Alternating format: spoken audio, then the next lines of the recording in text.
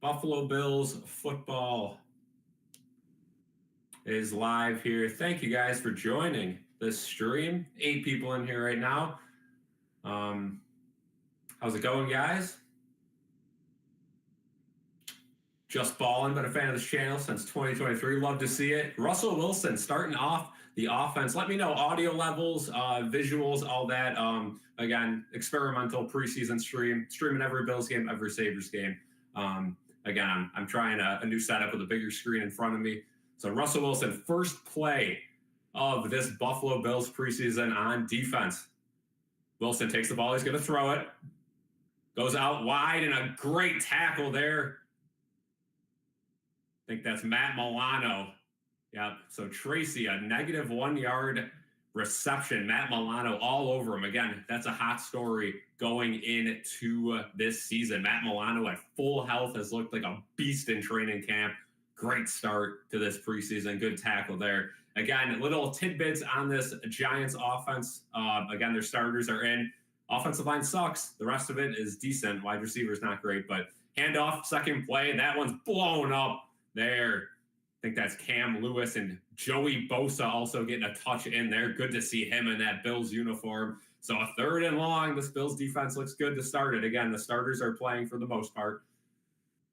Yeah, balling, of course. Milano at full health is an absolute stud. So I'm excited to see what Milano can do this year. Again, leave a like on this stream. Helps us out a ton. I'm super excited for this year. Get to stream a whole lot. But here we go. 3rd and 8 for the New York Giants. There's the snap. Wilson a throw. Pocket collapses. A little flip pass. Tre'Davious White misses a tackle. And Tracy, the ball's out. Ball's out. Joe Andreessen hits it out of bounds. They're going to say he was down, though. And it's right by the sticks. We'll see if they give the Giants a first down. They're going to call it short. 4th and inches. Let's see if the Giants go for it here. It is preseason, so maybe they do just try a QB sneak here. It is inches. Tre'Davious White missed it. Tracy was down before Joe Andreessen ripped that ball out. We're going to get a slow-mo replay here. Shoestring tackle. They're going for it here around the 45. It's a 4th and 1, more like 4th and inches here. Wilson takes the snap. He hands it off. Blown up by the defense, but he slips across the line. And it'll be a first down. Tracy getting the carry there. So no Cam Scadaboo yet. No Devin Singletary. They're running Tracy out as the running back. And that's unfortunate to see Tre'Davious White miss that tackle on 3rd down. Ogunjobi out there. Again, he's going to be suspended the first 6 games of the season.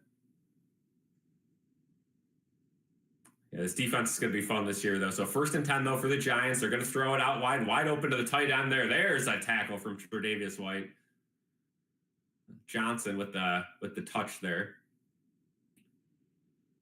So Trey Day, again, picked up that little flat route right away and was able to make the leg tackle. So we're going to have a 2nd and 7 here. Thank you, Sawyer. Have a good one. And yeah, we'll see you in here for some future streams, including the Sabres ones. Hopefully we don't see that paper bag too much this year. 2nd and 7 now with 12 minutes to go in the first. Russell Wilson around midfield. Takes the snap. Fakes the handoff. Appanessa gets around the edge. There's the floater. That one's going to be caught around the 40-yard line and out of bounds. Tre'Davious White on the coverage, but Robinson gets the first down and more. So the Giants offense, after a couple slow plays to get going, starting to march down the field on this Bills defense.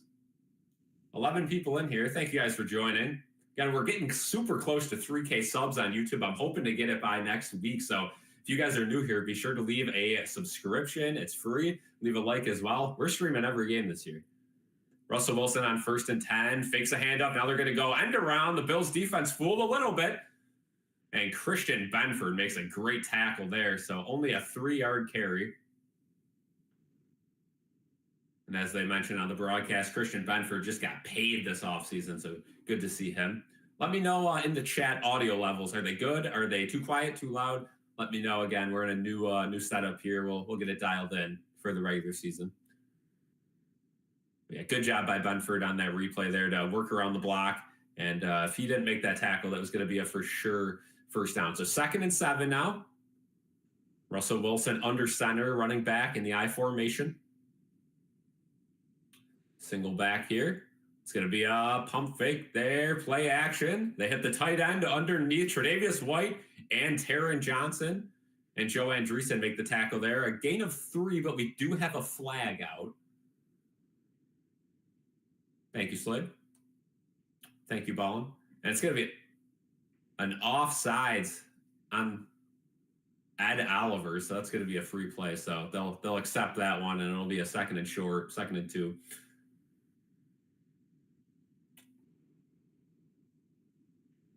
Game is on CBS locally, NFL Network if you're not in the area. Yeah, not great to see Ed Oliver get the offsides there, but it is preseason, and it's a common theme. We've seen a whole lot of offsides throughout the preseason so far this year in the other games. So 2nd and 2 now at the 33. Russell Wilson, he's just going to hand that one off. Tracy gets a hole, and he's going to slip through for the first down and more around the 27-yard line of the Bills. So this Giants offense looks good. Not exactly what you want to see if you're a Bills fan. Again, still preseason, but this defense looks a little bit shaky here. Tre'Davious White, of course, the key player to watch. Can he bounce back from a couple rough seasons with the Rams and Ravens, bounce back from that injury and turn into that player that we once knew in Buffalo?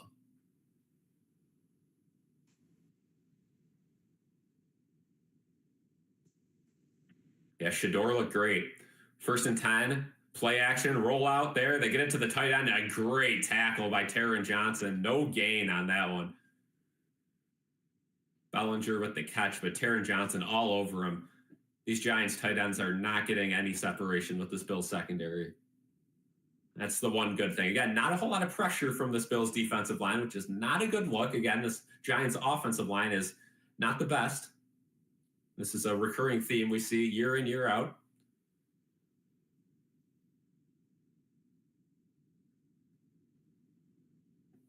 So we have a 2nd and 10 now for the Giants. Wilson looked like a false start, and they blow it dead. It is going to be a false start. Good call there by the refs. So it'll move that back to a 2nd and 15.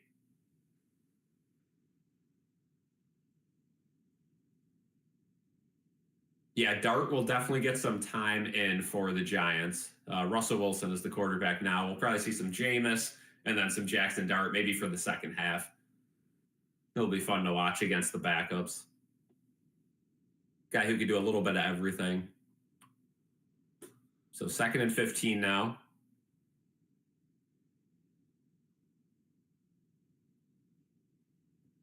Got Russell Wilson in the shotgun. The running back next to him. Bills defense doing some shuffling. It's going to be a halfback draw. I think that's Devin Singletary who gets a 2-yard gain, but there's a flag again. Again, it's got to be on the offense as well. Let's see if they call a hold here. They do. Wow, so that's going to back it up to a 2nd and 25 now. So the Giants going backwards after a good start to this drive. Joey Bosa, the catalyst of that call. Good stuff from Joey Bosa. Looks good so far. Again, he's got to stay healthy. That's the most important thing for this Bills defense this year. Joey Bosa staying healthy, being what we wanted Von Miller to be all along.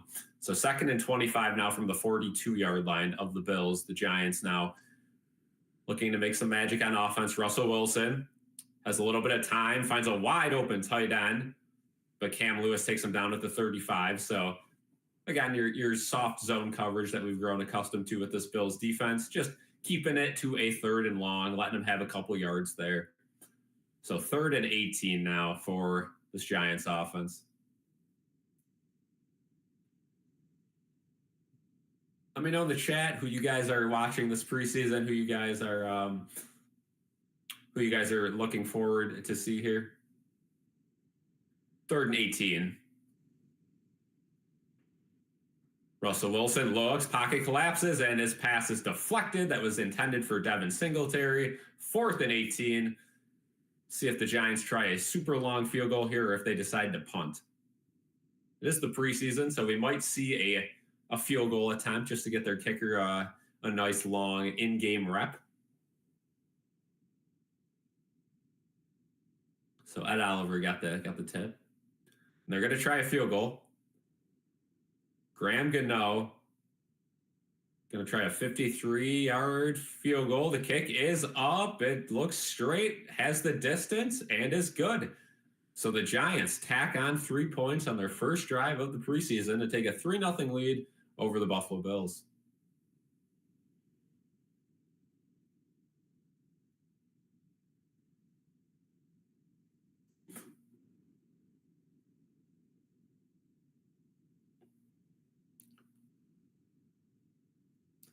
So as we head to our first commercial break, we'll have to see what the Bills do. Again, most starters playing, other than Josh Allen, of course. We're going to get Mitch Trubisky, which isn't the greatest option for a backup quarterback. I think that is one of the biggest problems with the Bills. And of course, we're not going to stress over a backup quarterback. But of course, if Josh Allen were to miss some time in the regular season, I'm not too confident in any of our options at backup quarterback to win us games, especially with the wide receiver core we have this year. It's going to be a tough season if Josh Allen isn't at an MVP level offensively. I think this team needs him to play at that level to have any chance at a Super Bowl. Not in love with the wide receivers this year. The running backs are great, but we don't know what's going to happen with Cook. We don't know if he's going to play this game or not. I guess we'll find out momentarily. After sitting out of practice for 4 to 5 days in a row, he is now in pads and appears to be game ready today. We'll see if he actually gets reps. If he does, that would be kind of surprising. I don't think anyone really expected him to play today.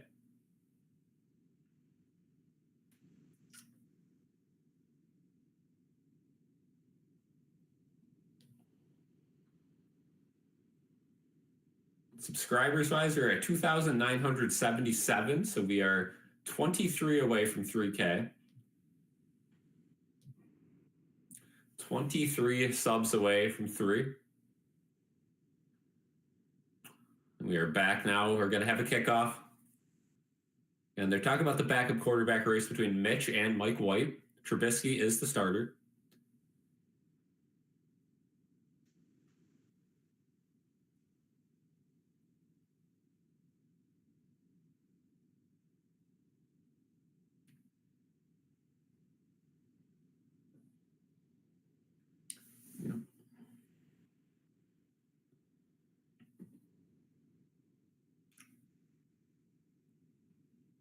So kickoff here. It's going to be returned all the way to the 35-yard line.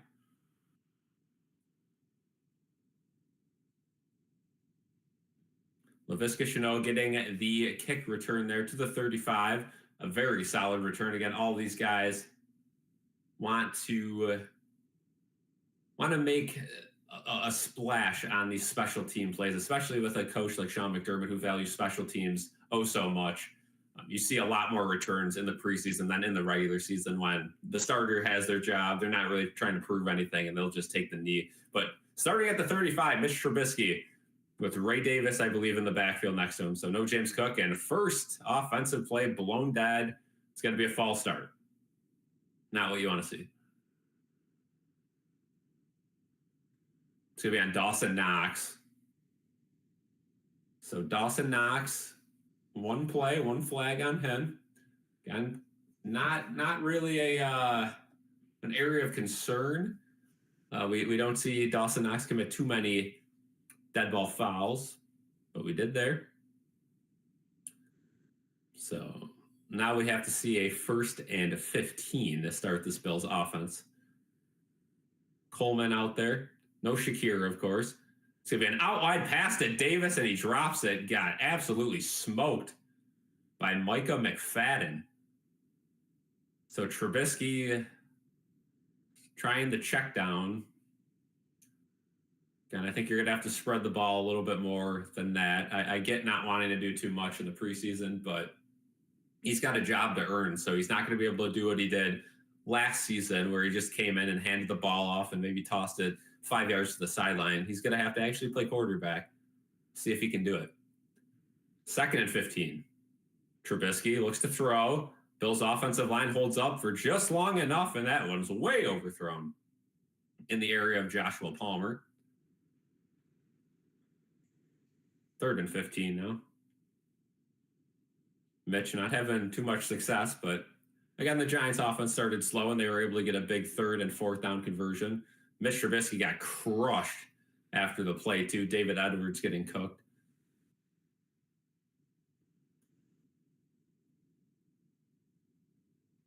So Mitch now has to move this ball at least 15 yards down the field. See if anyone can get open. Good blocks that time. They're going to go underneath to Kincaid. Kincaid gets to about the 40. It's going to be about 4 yards short of a 1st down, though. And now the Bills are going to have to punt the ball right back to the Giants. So certainly a rough drive there. You hate to see that false start kind of kill it before it even started, but a nice pass there from Mitch to Kincaid, who was wide open underneath. But of course, that's what the Giants are going for, leaving that underneath open to make it a 4th and long enough to punt. So this is something to monitor, though. Bills punt. Robbins, the only punter on the roster, but hasn't won the spot yet. Good special teams from the Bills to take the returner down there where we caught the ball. So with 6:14 to go in the first, we had the commercial break. Going to be Giants ball when we return. So yeah, not what you want to see out of the Bills offense, but again, take anything you see today with a grain of salt. Josh Allen's not playing. James Cook appears to not be playing. Khalil Shakir, your number 1 receiver, is not playing. So your number 1 guy at each position is out today. I'm interested to see how Terrell Shavers looks. Again, that wide receiver position is going to be a fun battle to watch throughout preseason. There's not a whole lot of big names to monitor, but of course we want to look at some of the guys fighting for that last spot on the roster. Laviska Shenault, KJ Hamler, of course, like I said, Shavers, Gosnell, a whole lot of guys fighting for that last spot on the roster, and I think that's going to be one of the most crucial positions for this Bills team. I think it is certainly one of the weakest position groups, and somebody has to step up this year, whether that's Keon Coleman having a big second year, or maybe a guy like Shavers who just makes the team and then ends up being the spark plug that they needed, because you cannot go into the year with Khalil Shakir and not a whole lot else on the line of scrimmage. Be sure to leave a like on the stream, though. We have 8 likes right now. That's good. We got 9 people in here. And again, subscribe if you are new. We're getting close to 3K.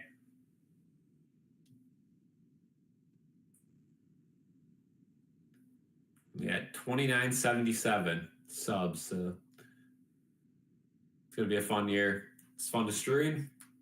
Good to have Bills football back. And a nice matinee Bills Saturday game, the lone NFL game at 1 o'clock today, as most other teams get going later tonight. Sunday, there's 2 games, and then we get on to week 2. So we return from commercial break now. And they're going to be highlighting the final season of the stadium. Of course, today is the final preseason game to ever be played in this stadium. Let me know in the chat, what do you guys think of this stadium? Are you guys a fan of moving across the street, or would you have liked to see them try to renovate it a little bit more? I know the foundation was at the point where you really couldn't, but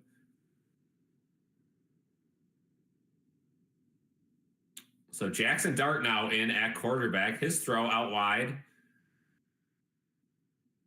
Tre'Davious White on the tackle. So short gain there on first down.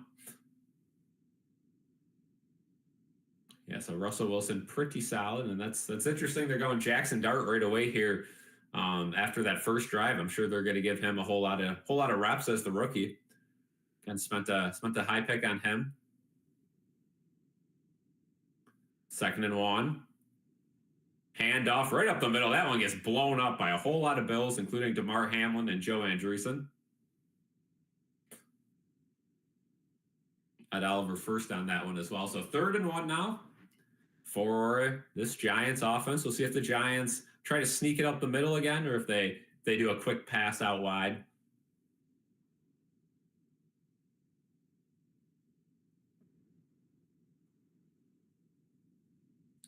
Buffalo Bills defense very bunched up on the line of scrimmage. See if they send the blitz.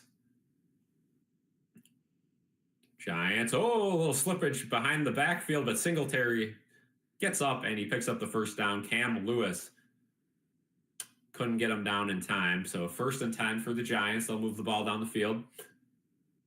Bills starters still out here on defense. Joey Bosa included. Matt Milano as well. So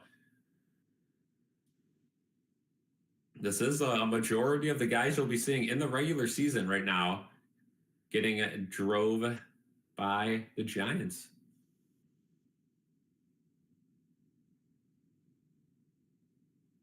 Jackson Dart, shotgun. He's going to do a little play action. Finds a guy underneath, wide open tight end there. Tre'Davious White and Matt Milano make the tackle. Dolchich was the tight end who caught it.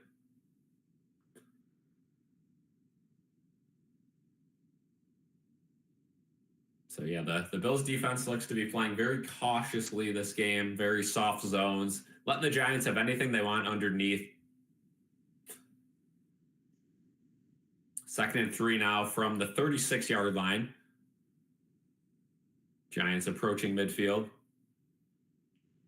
Jackson Dart under pressure. He gets a ball up to Dolchich and blown up by Taron Johnson. And oh boy, Taron Johnson shaking up on the play. Here we go again. Hopefully he just got the wind knocked out of him. He pops right back to his feet, but he's going to probably go out of this game for at least a little bit. Again, blew him up on the play, but it was helmet to knee. And now Taron Johnson down on the field, taking a knee, so they'll probably put him in the concussion protocol, which is not great.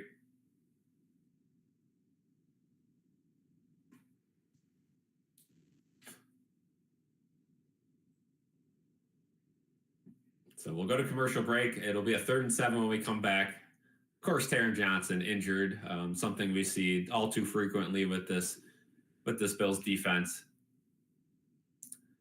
And using his helmet as a weapon, and it's been his detriment throughout his NFL career. Again, a guy who started off as kind of an all-around cornerback has turned into one of the best slot cornerbacks in the league, but staying healthy has always been his number one issue.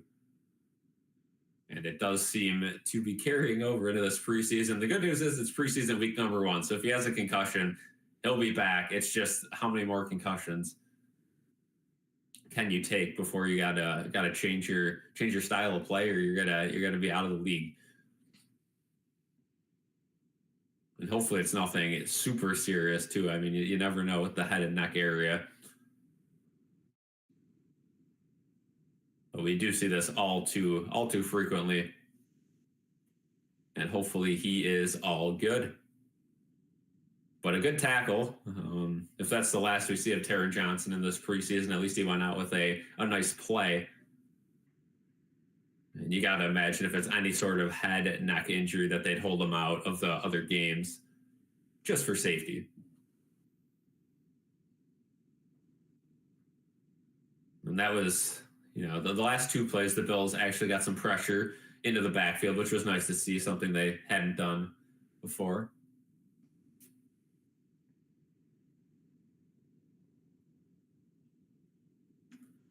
Yeah, Diego, I know the game is, if you're local, it's on CBS. If you're not local, it is on NFL Network. I don't think anyone on YouTube will be streaming video footage of the game live, just because they'll get copyrighted and you that even if they do get views, you can't make money on it.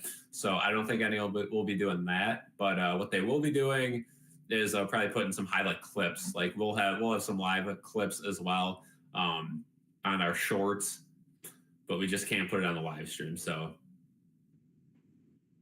thank you guys for tuning in. The Bills coming back here from a commercial break. Their defense will have to deal with a 3rd and 7 of true test. Taron Johnson off the field now after appearing to have some sort of head injury. It didn't seem too serious, but it is preseason, so he went down. Had the trainers come out, and it might end up being a concussion. We won't know. But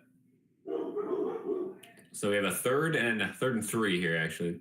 Jackson Dart now in the game for the Giants. Look at it. Bills, pocket collapses and overthrown. Good coverage there from Damar Hamlin, and the Giants will have to punt the ball back to the Bills. So good defense there after a slow couple plays for the Bills. They ended up getting some more pressure there on that weak Giants offensive line. And we're going to look again at this coverage on the replay. I mean, he was open on Damar a little bit, but Jackson Dart, not a good throw at all. He is a rookie, though, so to be expected. Codrington, the returner for the Bills, is going to catch the ball at around the 15, slips down, and he'll go down at the 20. He would have been headed out of bounds anyway. So it's going to be a long ways to go for this Bills offense if they want to get points. Mitch Trubisky back out there. Again, thank you guys for joining. Be sure to leave a like and subscribe if you guys are new.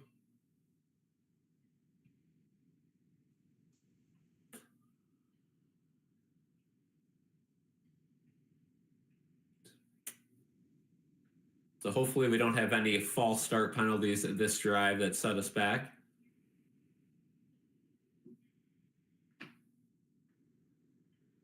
Trubisky under center, single back formation. Trubisky's going to hand it off. Ray Davis stopped at the line of scrimmage, and he's not going to make it any farther than that. He goes down at around the 20-yard line, so might have even lost a yard. Elijah Moore now in the game at wide receiver as well. And as crazy as it is to say, I mean, Gabe Davis is still a free agent, and looking at this Bills wide receiver core and how little separation they have seemed to get all training camp and all of last year, you got to think if the Bills, if not Gabe Davis, maybe another wide receiver is destined to be added before preseason ends. But second play here, play action, Mitch Trubisky in a whole lot of trouble, spins away from it, sidearms it to a wide open receiver. That's Josh Palmer.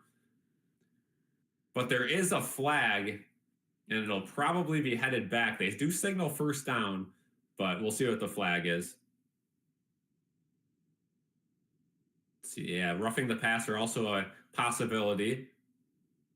And that is what they're going to call.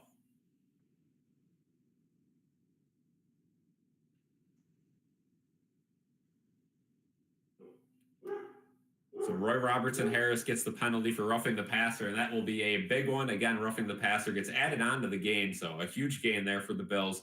Nice throw by Mitch to fit that into the small window that Josh Palmer was able to make.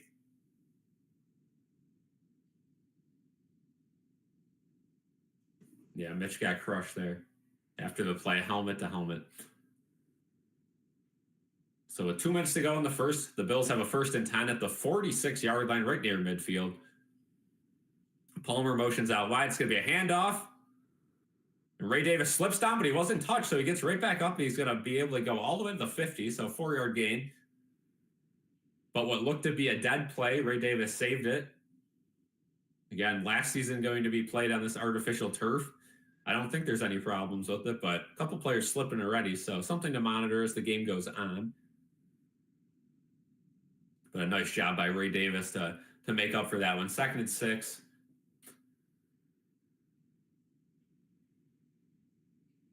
With 1:20 to go in the first. Mitch Trubisky, again, Ray Davis lined up behind him. This time they give it to him again, and he gets blown up at the line of scrimmage. Shimmies a little bit to the 52. So they'll have a 3rd and short. Okay, so good news, Taron Johnson, no concussion. They said he's been cleared. So Taron Johnson has his helmet in his hand as well, so maybe he will go back out there for the next series. 3rd and 4, around midfield. This Buffalo Bills offense, only one positive play so far. Trubisky's going to throw it. Giants bring a little bit of pressure. Trubisky can't find any. Now he jump passes to Keon Coleman for maybe a gain of an inch. Nothing there. It's going to be 4th down. We'll see what the Bills do here. It's going to be 4th and 4. Looks like they're going to punt. But the first quarter may end before they get this punt off. So again, a little bit worrying. These Bills receivers cannot seem to gain any separation whatsoever. And Robbins, the only punter on this Bills roster, so he will be getting all the reps today, although his job is not secure, apparently. And the first quarter will end. So we'll flip sides and head to commercial break before the changing of possession. Just keeping an eye on this Bills sideline. I see James Cook walking around, no helmet in his hand, but he is full uniform, full pads. So maybe a little bit of progress there. Even if he was signed, probably not going to play if Josh Allen's not playing in the first week. So I wouldn't look into it too much that he's not playing today. It's just more so the holding out of practice that is the major concern. Thank you guys for all the support so far. 9 likes on the stream. Let's get that number up. Thank you. And then subscriber-wise, we are at 2977. Again, 23 subs away from 3K. Let's make that happen soon. 10 people in here right now. So far, solid start for the Bills defense. It's just the offense has not looked great. And of course, it's not going to look the same in the regular season when they have their starters fully in. But you would like to see a little bit more from this offense. But you can only do so much with Mitch Trubisky under center. So already a quarter of Bills football down in less than 30 minutes. A very quick first quarter. Kept the game going. Got some longer drives from the Giants than what the Bills had. But a quarter in and only 11 quarters to go until real football begins for this Buffalo Bills team.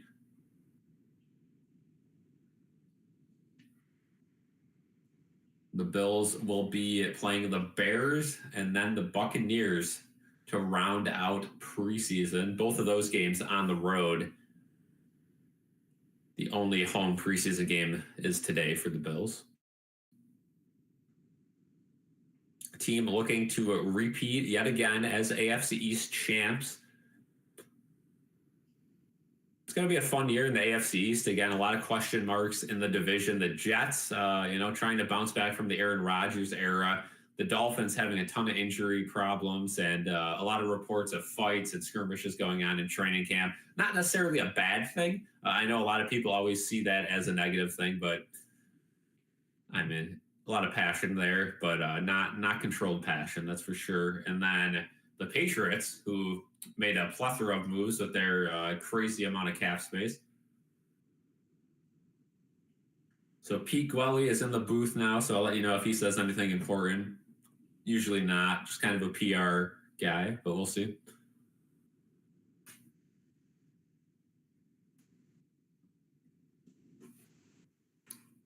So they're showing some aerials of the new stadium.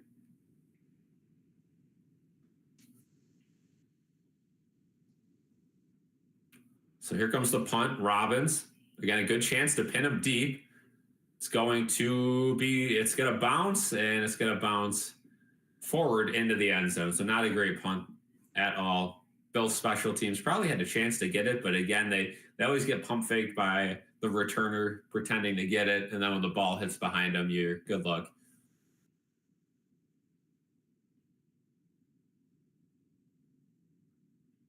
Let me know in the chat what you guys are excited for this season. Who is your players to watch throughout this preseason?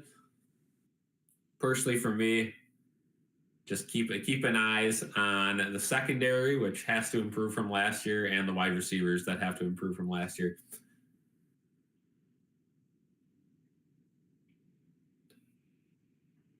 So 20-yard line will be where the Giants start here on this drive. Jackson Dart's still in at quarterback. First play is going to be play action. He's got all sorts of time, pump fakes. He has so much time, and now he is going to be brought down. Looks like a 1-yard gain. He was able to pick up yardage, but that is what we call a coverage sack. Jackson Dart wasn't able to pull the trigger on anything he saw.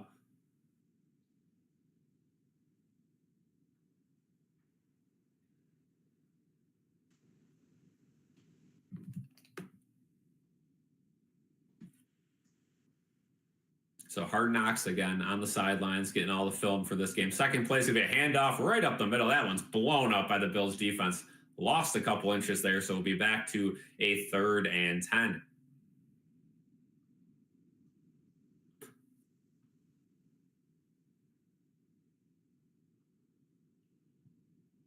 Third and 10. Big opportunity for this Bills defense to get a 3 and out, which they haven't been able to do all day long here.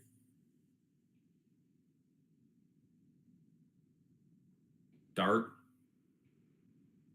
Shotgun snap here. Most certainly going to be a throw. Bills faking a blitz. They're just going to send 4. Oh, and they're going to do a little screen play, something the Bills got burned on all of last season, and that's going to be a big gain. All the way to the 38-yard line. 10-yard gain. So very smart play from the Giants offense. The Bills looks like same old there on the screen defense.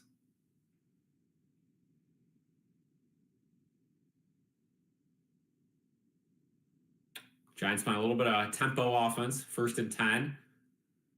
They get the snap off. Going out wide. It's going to be a 3-yard reception, but a whole lot of yards after the catch. And DeMar Hamlin gets juked all the way down the sideline. Does he stay in bounds? They say he does. And if they don't change their minds on that one, it's going to be all the way down to the 25-yard line for Washington. Bills defense starting to get sliced up a bit.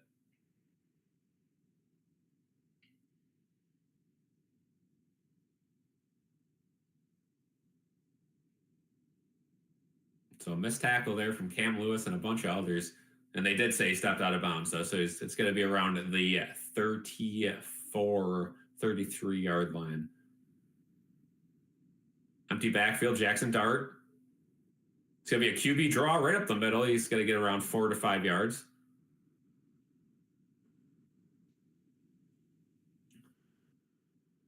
They're really highlighting this Hallmark movie that's coming out.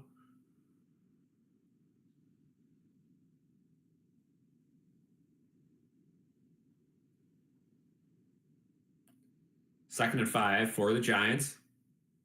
There's the snap. Bills, no pressure again, but it's batted and picked off. There it is. Oh, they say incomplete. Oh, Joe Andreessen almost got the deflected pass to be an interception. Looked like it was right up there for him. And when he dove, it looks like the ball just grazed the ground. Good call by the referee. So we'll have a 3rd and 5 here. We'll take a replay, look at it. Michael Hoyt with the deflection right up for Andreessen and just scraped the ground. That would have been a nice one to get for the kid. But 3rd and 5, another good opportunity for the Bills defense to at least limit the damage on this drive. A little bit of pressure. Giants going all the way to the end zone, and it is caught. Touchdown, Giants.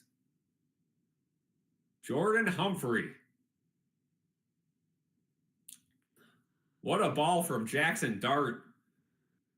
Right along the sidelines.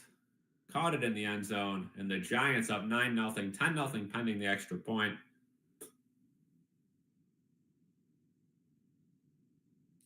Yikes. So a drop interception turns into a touchdown. So extra point now lined up Graham Gano, the Giants starting kicker going into this year. Extra points are no gimmies.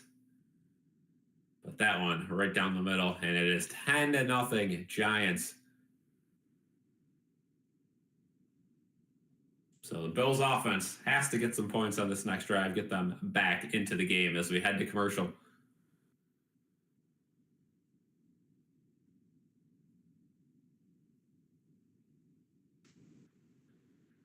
So definitely a rough start for this Bills defense, but again, still preseason, doesn't matter.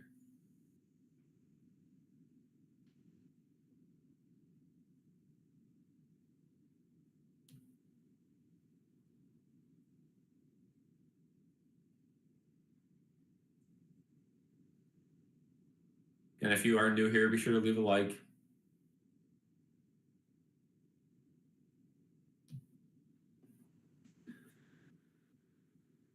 When the Bills come back, we'll see if they keep Mitch in. I would assume they give Mitch Trubisky the full first half, but they might have only gave him the first quarter. So we'll see if Mike White's in there at quarterback. Again, I think they're very interchangeable. Both guys have pros and cons, more cons than pros. So I honestly don't have a real say in who should win that starting position. So I think it all comes down to what happens in this preseason. But both guys have been with the Bills, and the coaching staff knows their abilities very well. So I don't think the preseason is going to be the entirety of how they are graded. I think they have a pretty well-known basis on both guys, and unless one of them shocks in preseason, I think they've already made up their mind. We'll certainly see what happens when Mike White enters the game, if he can make a little bit more magic, but keep in mind he'll be taking on some backups rather than the starters as well. Still at commercial break. And the Giants look good. I mean, Jackson Dart, that's a good ball. Giants fans got to be very excited. I don't know if any Giants fans are in here right now, but I mean, you got to be pretty pumped up about that ball just on a line. Perfect throw to Humphrey. And of course, with how Russell Wilson's played in the last couple seasons, I mean, if things go down, you got Jameis Winston and you got Jackson Dart, and if Jackson Dart could be that reliable guy, he could end up saving a season that, Russell Wilson maybe hinders.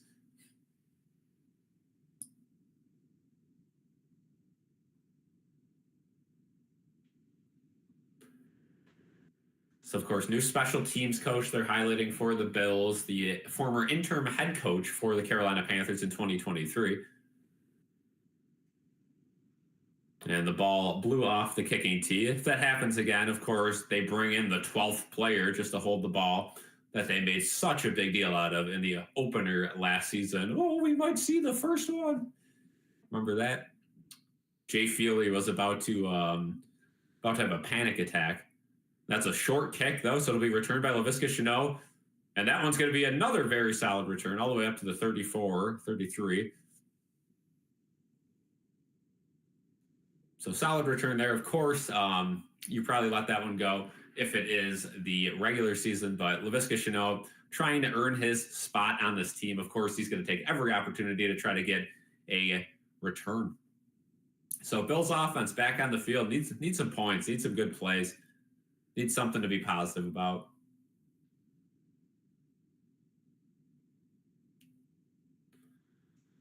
So Mitch Trubisky still in the game. Play fake. He's going to go middle of the field, wide open receiver there. And that's all the way to midfield. It's going to be actually Reggie Gilliam on the little curl button hook route.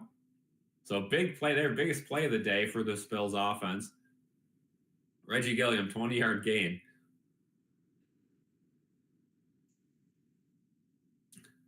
A great route there. Pancake block from Osiris Torrance that set that one up. That's what you want to see. Good start. Again, Reggie Gilliam, a guy who's going to get reps on the first team. Another play fake. Mitch rolls out, looking for somebody open. He's got Palmer for a 14-yard gain there. Palmer ends up taking a seat on the Giants bench after he runs out of bounds. A great route there. Josh Palmer, a couple of receptions so far today.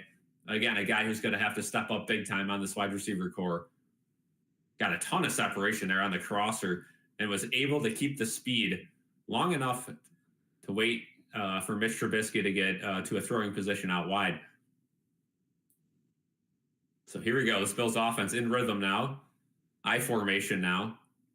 Let's see if they try a run. I wouldn't, but they do. And there's a nice slip there. Ty Johnson, 15 yards on the gain.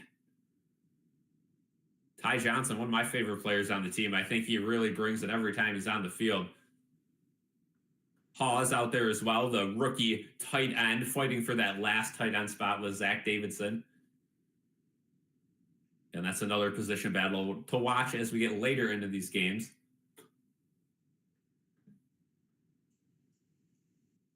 So this Bills offense on an absolute tear right now. This is starting to look a little bit better. Another I formation. We'll see if they just run it to the opposite side. Mitch Trubisky hands it off again to Ty Johnson. He gets free. And then, about 4 missed tackles. It's going to be an 8-yard gain for Ty Johnson.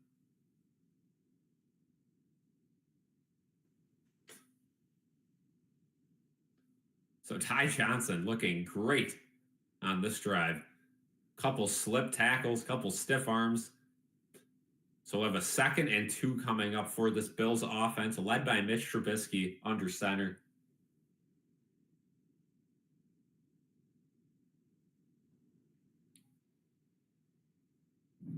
Josh Palmer motions in, bunched up, set up for the Bills offense. Going to be a handoff right up the middle. That's going to be an easy first down and more. 5-yard gain for Ty Johnson, who seems to just be a spark plug every time he touches the ball, whether it's regular season or preseason. Every time he has the ball in his hands, he is moving forward, and even after contact.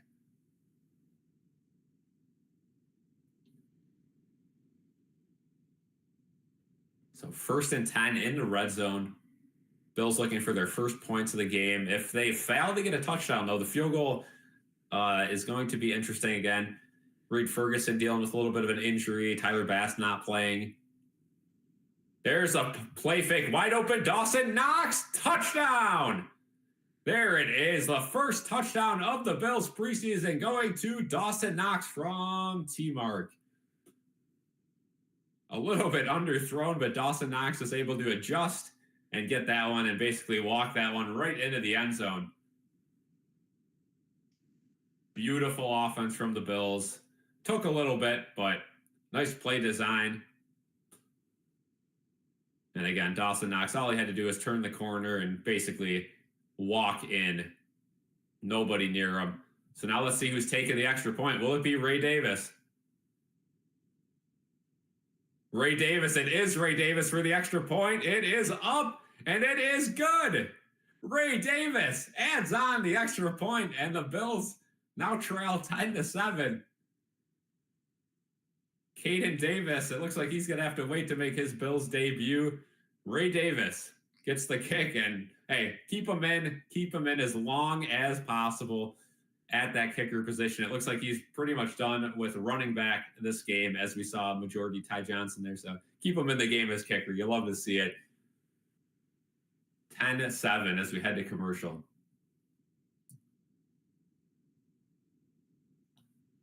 Up to 10 likes on the stream. Thank you guys. Again, trying to get to 3K. It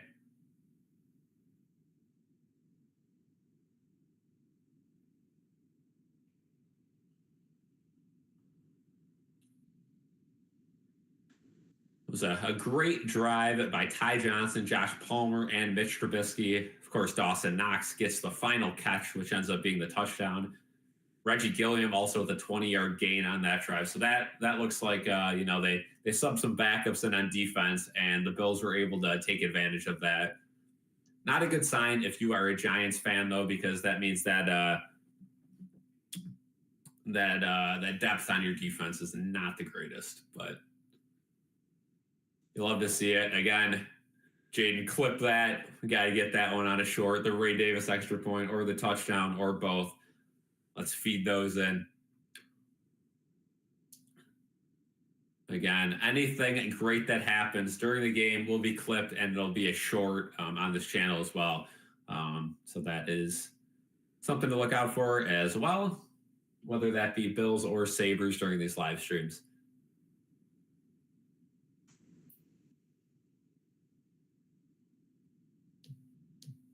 So 7 people in here right now. Again, preseason. He's having a good time, getting some things set up, getting some tests in, making sure everything works in the new setup. But great drive for the Bills, and of course Mitch Trubisky. It's got to feel good to get some points on the board after kind of throwing up a stinker in his first 2 drives.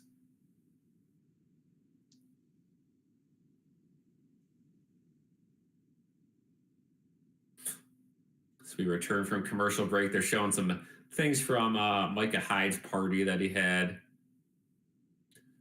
in the offseason. A lot of former Bills.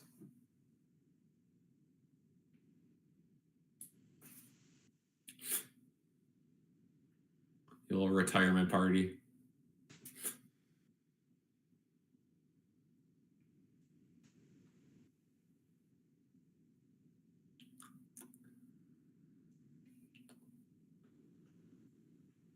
So kickoff is headed. Oh, does it stay in bounds? It does. What a kickoff there. It stays in bounds at the 15.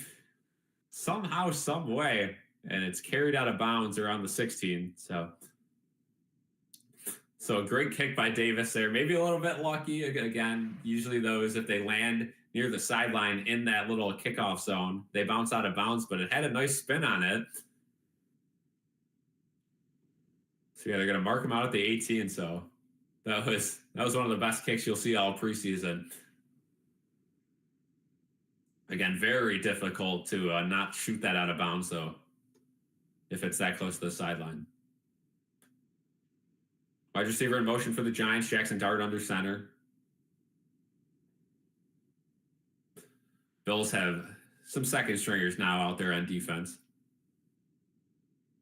First play of this drive is a handoff. That one gets stuffed at the line. It looks like a clear hold there by the Giants. I don't think there is a flag. Okay, that's good to see because it was clearly a hold on the outside. So that'll back the Giants up 10 yards. Jake Kubis, the lineman, going to have that penalty.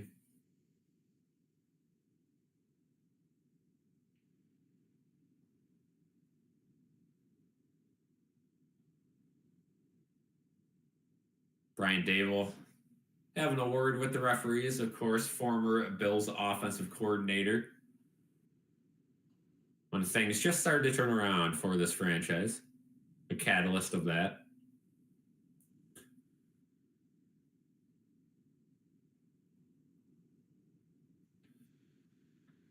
So first and a lot back at the 11-yard line. Giants need to get a couple yards here, at least set themselves up. It's going to be a throw. It's going to be another screen. That one batted down, though, right at the line.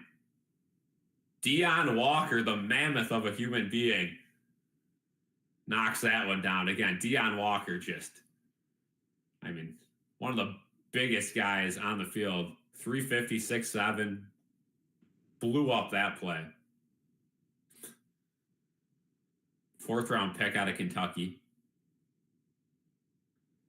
And he is a guy who could do wonders for this Bills defensive line. If he could rotate in, if he could earn a spot on the starting rotation. Jackson Dart gets this one 2nd and long. They're going to do another screen play. This one gets off without getting deflected. Good job by the Bills to keep that one to a short gain. We're going to have a 3rd and long.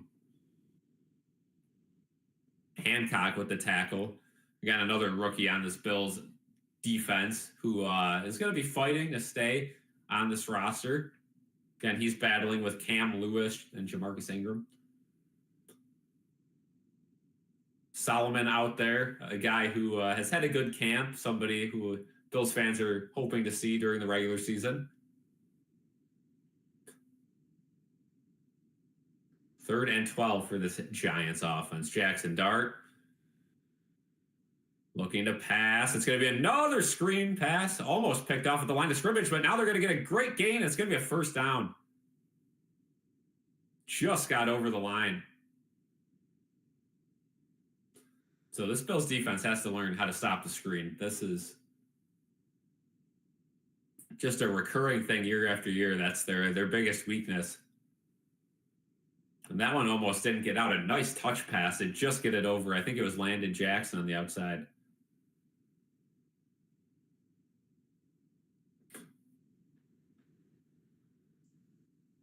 Of course, TJ Sanders also got to watch, second round pick.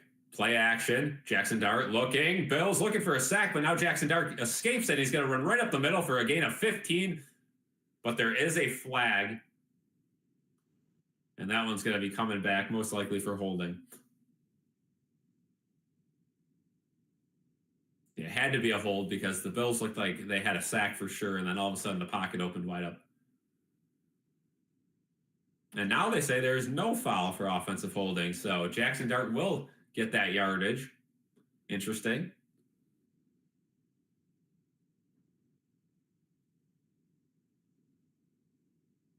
Yeah, I mean, it looks like a clear hold on the right side. The battle closest to Dart was a clean block, but away from the play, there was a hold. Maybe they just said it didn't have any effect, but it's hard to say that when the pocket opened right up because of the hold.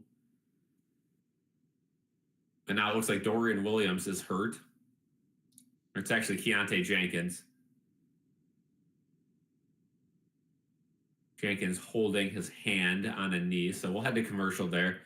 There'll be a 1st and 10 around midfield for the Giants when we return.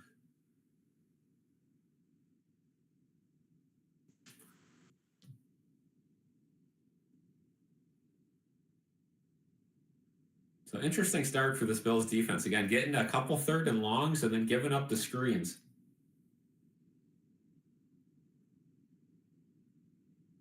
Just not what you want to see.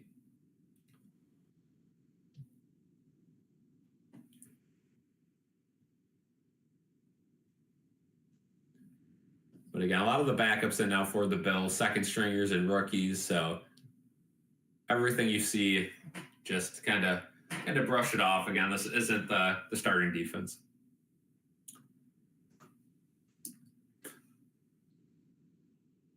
It will be nice to see who ends up, making it. Again, Hard Knocks will show us a lot of the position battles behind the scenes. We'll see how much the Bills are able to hide of that. Again, teams don't really like that getting out, but that's just what happens when you're picked for Hard Knocks.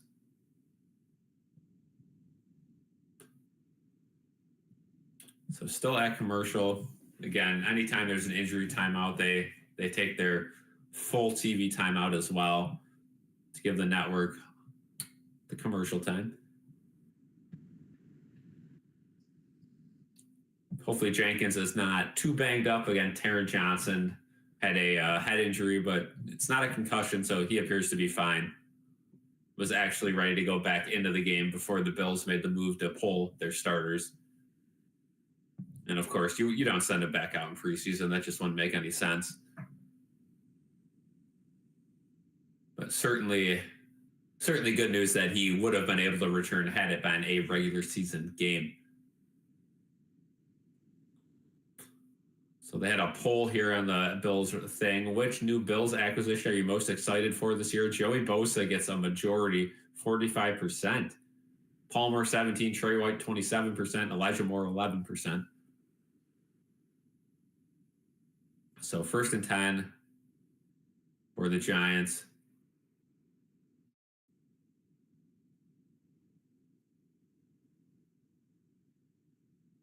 Right around midfield. Jenkins walked off under his own power. Jackson Dart.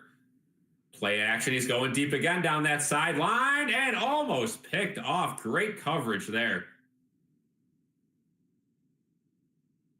Dane Jackson out there, the cornerback, almost picked it off. Great job to not commit pass interference. Turned on it, which is something cornerbacks rarely do.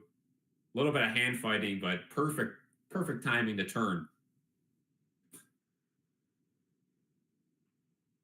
Great defense from Dane Jackson.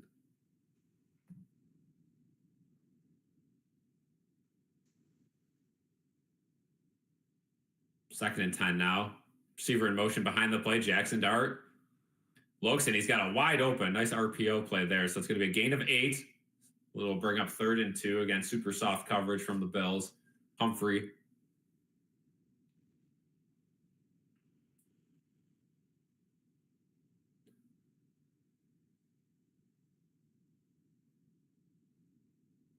They're showing the stadium so close together now.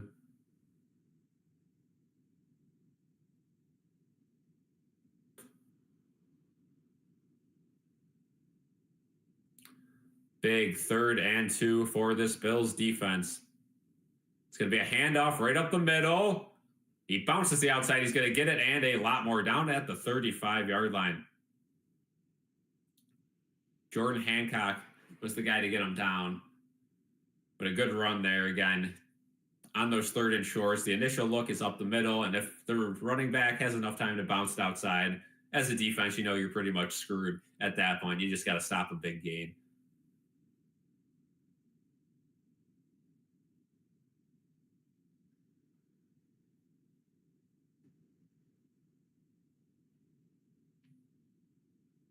Jackson Dart goes out wide. That one overthrown. Had Humphrey wide open. It would have been a 5-yard gain, but he missed the throw. That was probably the second bad throw we've seen from Jackson Dart today. So 2nd and 10 coming up.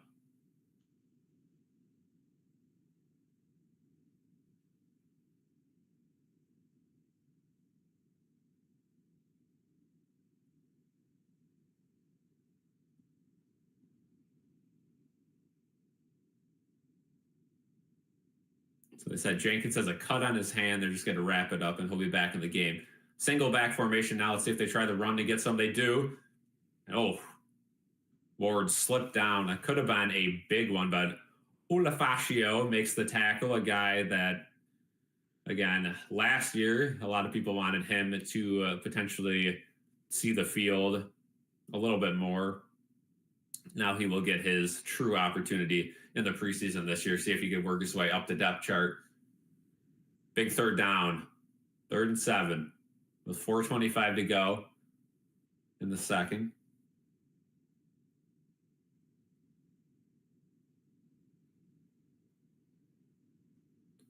Jackson Dart looks.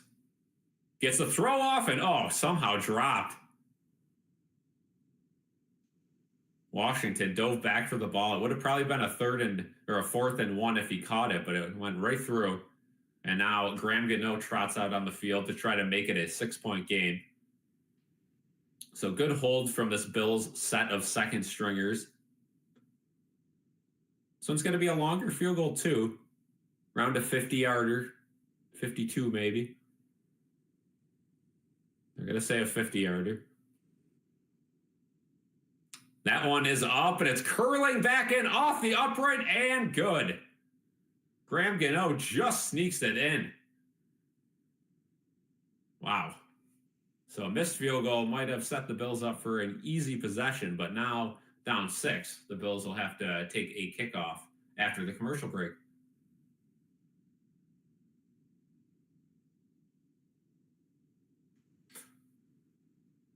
Let me know in the chat right now who your favorite team is. Are you guys watching as Bills fans, as Giants fans?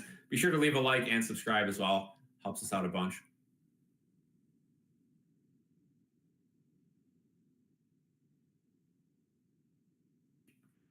Yeah, good to see Ray Davis get that extra point. That's fun to see it.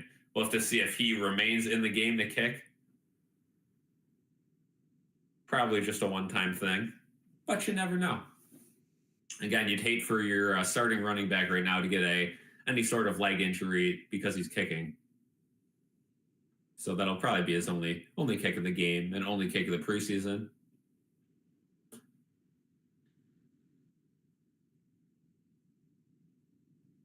Again, Ray Davis was a kicker back in high school.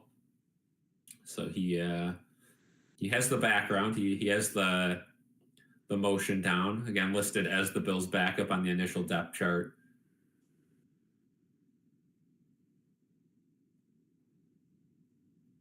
You know, a lot of people do wonder if you could have a guy like that who is a two-way player, a kicker, and maybe plays, you know, safety or running back or linebacker or something like that. You know, maybe there is a way to have an extra guy on the roster because I know a lot of people already complain that the punter and kicker are two different people on the roster, and you know, I know a lot of people are waiting for the day a team decides to have a guy who does the punting and the kicking and saves the roster spot for somebody else. But it doesn't look like anybody's going to be doing that this year. And again, if you know anything about punting or kicking, there's two completely separate things, and you have to be specialized at both. But there are some people that do both in college and high school for sure. There's guys who, are NFL vets who, were place kickers and turned into punters. Just, no one recently has been doing both at once. And I think that's something that might be in the future for the NFL. But it does seem like place kickers have certainly gotten a little better over the years. That longest field goal just seems to get longer every year. Codrington now with the return. He goes down about the 27. So not a great return, but there is a flag.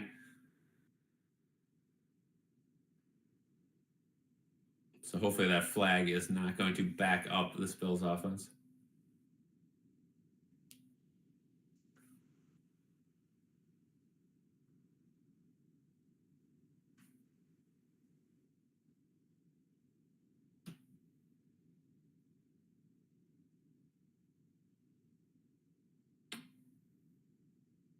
Yeah, it looks like they're backing up a little bit, so they didn't show it on the broadcast, but whatever flag it was backed up the Bills offense a little bit. So down by 6.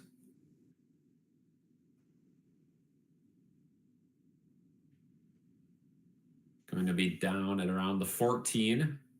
First play of this drive, Mitch finds a wide open receiver. Good play there. That's going to be about 11 yards. There is Tyrell Shavers. Welcome to the game. So Shavers now will be the player to watch on this Bills offense. Getting a lot of backups in that offensive line as well. So if they give up some quick pressure, it's nobody starting. 3:30 to go in the second. Mitch going to hand it off, and Ray Davis still in the game now, and he gets crushed right at the line of scrimmage. No gain there. And you got to think Shavers makes the team this year after missing out a couple years in a row. And a mix of the wide receiver room being a little bit worse this year and Shavers getting a little bit better in the offseason. Again, we saw that one massive play last season in a meaningless game. Other than that, hasn't got too many reps in the league. 2nd and 10. Mitch is going to throw. He's got plenty of time. Looking deep. He hovers it wide open, and what a go! And he dropped it. Zach Davidson got wide open. It looks like it went right through his hands. I'm sure we'll see on the replay if a member of the secondary got a hand on it. Oh, right in his hands and it batted down. But you got to catch that. Again, a little underthrown, but that's a tough one. You would have loved to see Zach Davidson get that one. So 3rd and 10, you're going to have to go deep again.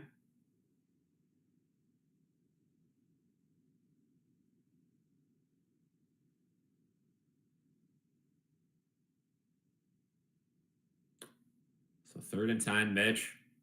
Giants brings the pressure. Mitch going deep again. That one, oh!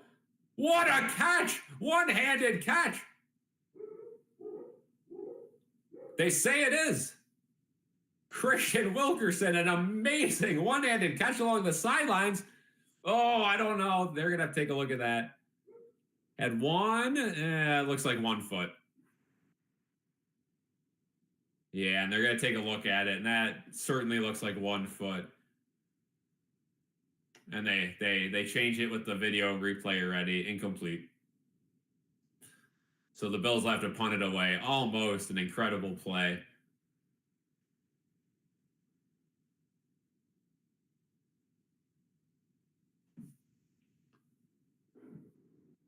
That would have been something, but I do like the new system here. The NFL, if it's clear and obvious like that, they don't make these coaches waste challenges and look at it. They got a video room that's ready to go.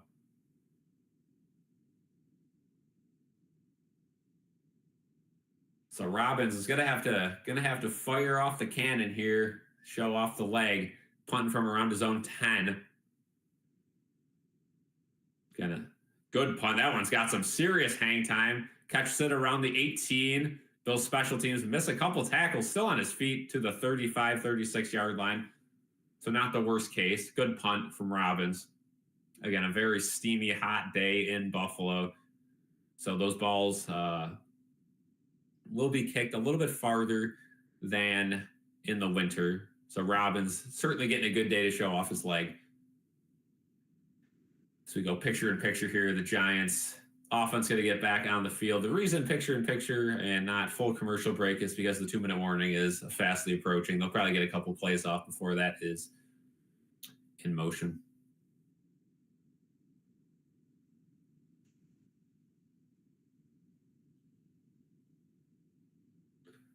It's funny on this Bills network, they keep showing the Toyota ad with Eli Manning and, playing the Giants.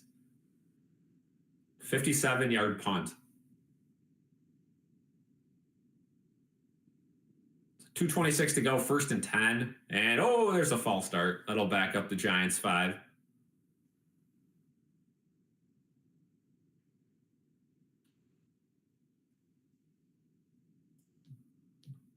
And during the regular season, I will have the depth chart up, so whenever we get penalties on opposing teams, I'll know who it is right away, but it is hard in the preseason.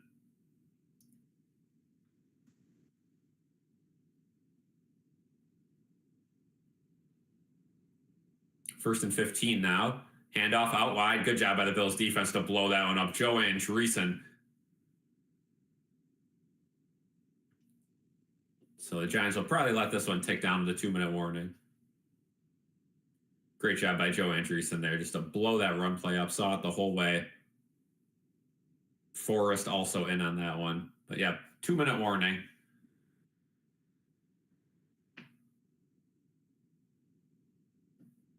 So this Bills defense has been pretty solid again. The touchdown pass was not great coverage, but other than that, a very solid start for the defense. The offense, it's hard to judge without Josh Allen. Everything they're doing is just so basic without him, and they're not going to be really revealing anything, especially with Hard Knocks there.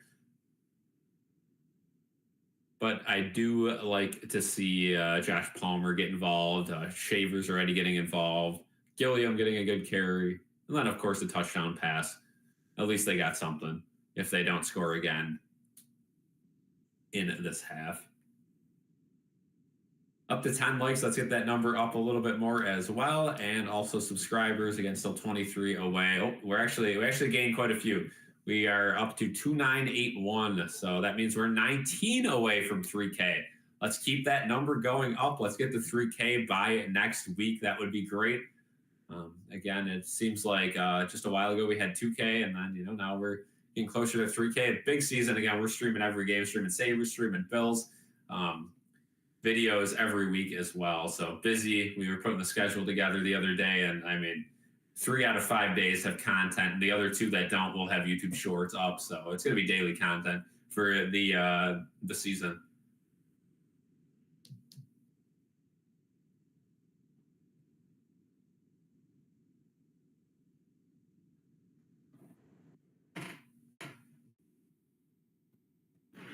Well, we are at the 2-minute warning now. And if you're a Giants fan, you gotta be very pleased with what you see from Jackson Dart. And Malik Neighbors not playing today. So the Giants not having the best of the best out there to go alongside Jackson Dart. And Jackson Dart still again, a couple rough throws, a couple overthrows here and there, but that's going to happen. You got to be very happy if you're a Giants fan. You got to be excited for the future. And again, you still have Russell Wilson too. And Russell Wilson is an established NFL quarterback who's probably nearing the end of his NFL career, but maybe still has one more good run in him. If not, I think you're good with this kid and Jameis Winston.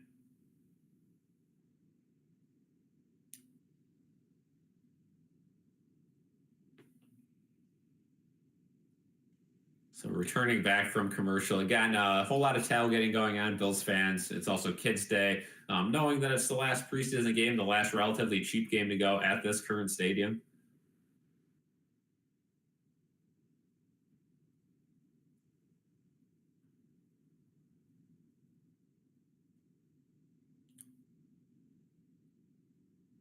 So 2 minutes to go in this first half.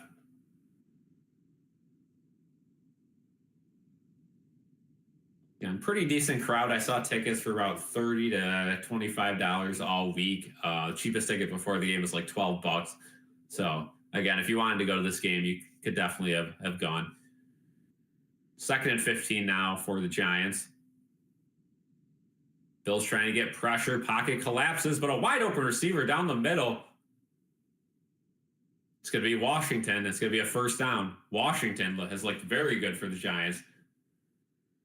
Seems to get a lot of separation. So, yeah, another guy who could end up being a force with the Giants, maybe a secret force. Someone that Giants fans didn't expect a whole lot from. It's now 1st and 10 for the Giants. Going out wide, almost overthrown, but a great catch there, and that'll be another first down for the Giants. Washington again. 1:23 and ticking. Again, both teams have all 3 timeouts, so time not really a factor, but it is ticking down here. Jackson Dart again going to throw, looking for something. Goes to his second option underneath, and that's still going to be a good gain, around a 5-yard gain there. 1 minute to go in the second quarter. Dante Miller with the catch.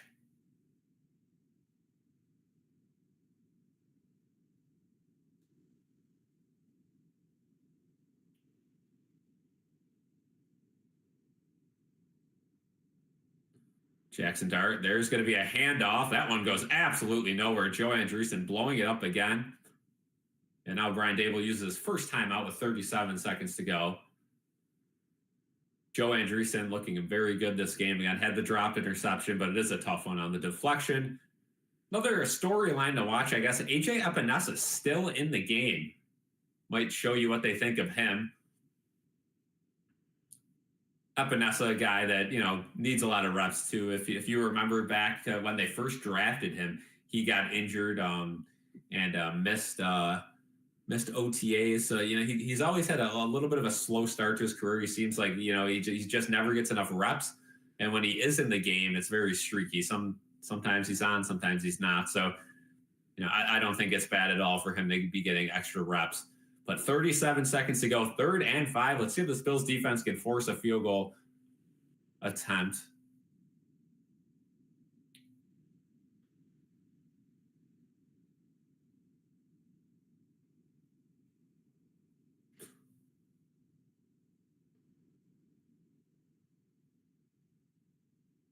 Jackson Dart now looks.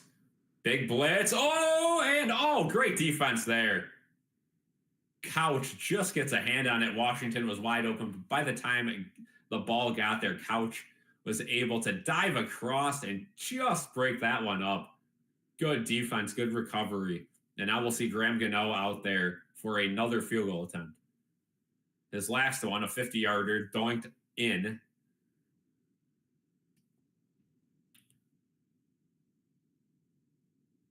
See how long this one will end up being. A 51-yarder. If that last one was a 51-yarder, it might not have went in. This 51-yarder right down the middle, does it have the distance? Sure does. 16-7 Giants. Still 29 seconds to go. The Bills have all 3 timeouts. We'll see what they decide to do when they get the ball. It might depend on what happens on the return. It's preseason, though. You got to air it out a little bit. Give someone a chance to have a big play. Maybe go down and get a field goal. You can't just knee the ball. They're showing the pregame footage. Jaden, if you are listening for halftime, let's put the preview video. Let's just air that, and then that way I could step aside, get a drink, and chill out a little bit for halftime. I know for halftime it's usually around 15 minutes, so we can just play the preview video, and then I'll come back. If you just want to give me a thumbs up in the chat, if you could hear that, we'll run that. But 29 seconds to go still.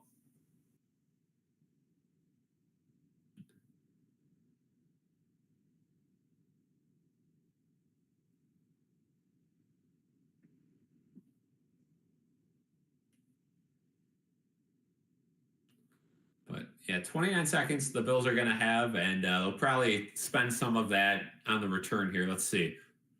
See if it's still Codrington. It is. And here comes the return. The 20. It's actually Daquan Hardy. And he's down at about the 29. So with 22 seconds, maybe you do need this one out. But it is preseason. I'd like to see them try.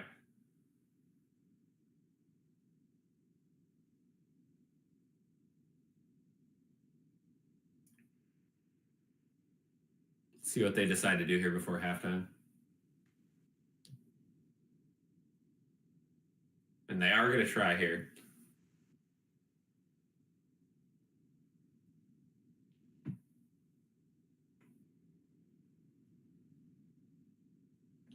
And Trubisky is going to throw, and he's just going to take the check down there to Ray Davis, and he's going to gain about 5 yards. And Sean McDermott calls timeout, interesting, with 15 seconds. So that is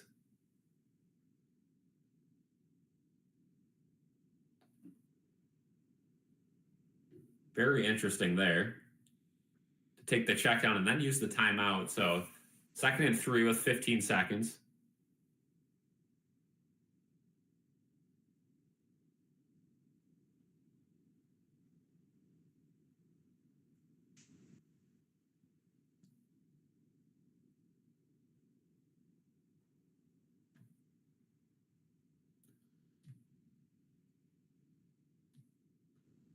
So 2nd and 3, Trubisky has some time, and he's going to go way deep. Wide open! Shavers!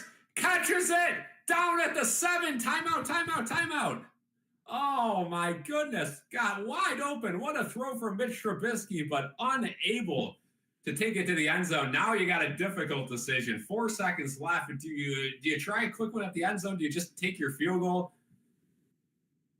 Wow. Shavers trying to make the roster. That's a big-time play right before halftime. Whew. What do you do if you're the Bills now? Again, you still have one timeout.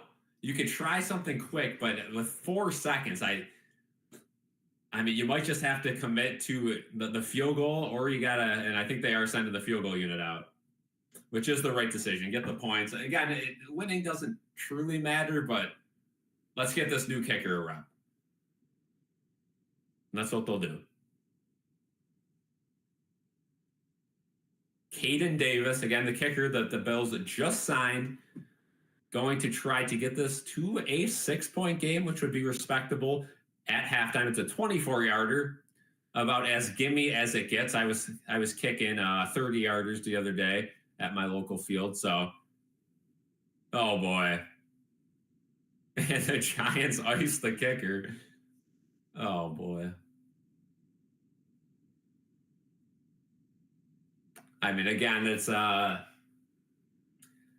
Giants Bills. There's a lot of hard feelings, I guess you could say. I mean, they're both sides, like each other but don't. Daboll probably feels a little slighted by the Bills. Obviously, him and McDermott didn't get along all that great. But Joe Shane and Brandon Beane are still very good buddies. So maybe a little gamesmanship going on, icing a brand new kicker, a 24-yarder at the end of a meaningless game. Who knows? Anyway, 24-yard field goal here. Kicked up and right down the middle. The Bills, 16-10, they're down. But 2 seconds to go, so the Giants will get a chance to return it.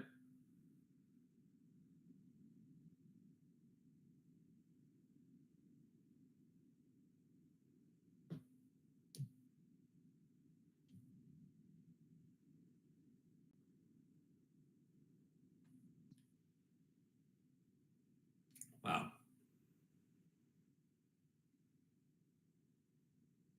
Yeah, it is interesting how it only took 2 seconds of the 4.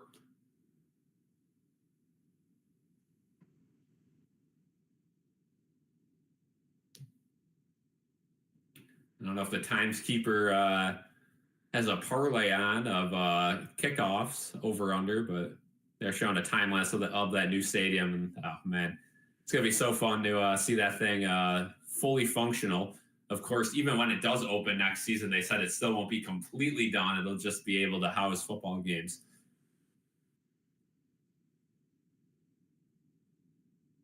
But the progress of that has been fun to watch living in the area. So with 2 seconds left, maybe you try a squib kick. Maybe you try something like that. Obviously, you can't try an onside kick without alerting the other team.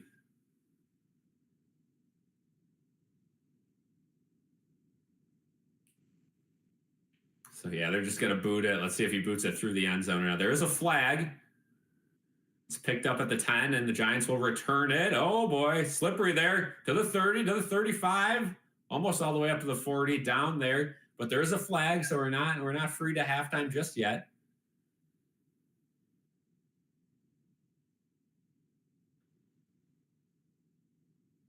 Let's see what the call is.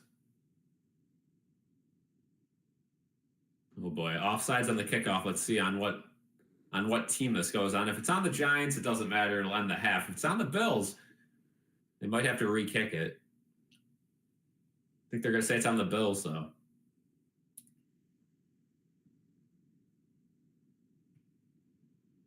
And Daboll's just going to decline the penalty, so that'll be halftime.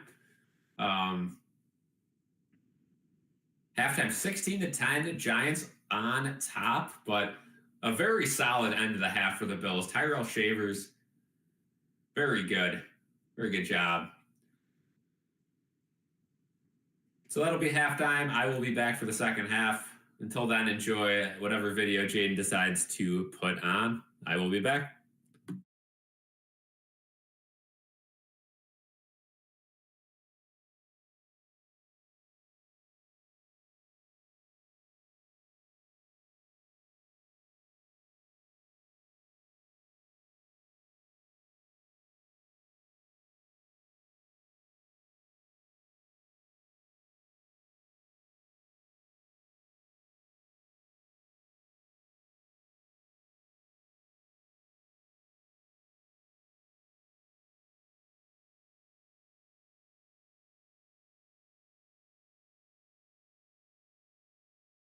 The NFL logo tier list. These are all going to be the primary logo, so I don't care if your team has the best secondary logo in the league. It doesn't matter. I'm ranking primary logos. Tier list, as usual, S to F. S being the top tier, then A, B, C, D, all the way down to F. I'm sure we'll have one in each category. You never know. Let's get right into this video, though. We are going to start off with the Buffalo Bills. Now, I may be a little bit biased, but the Buffalo Bills logo always gets me excited for football.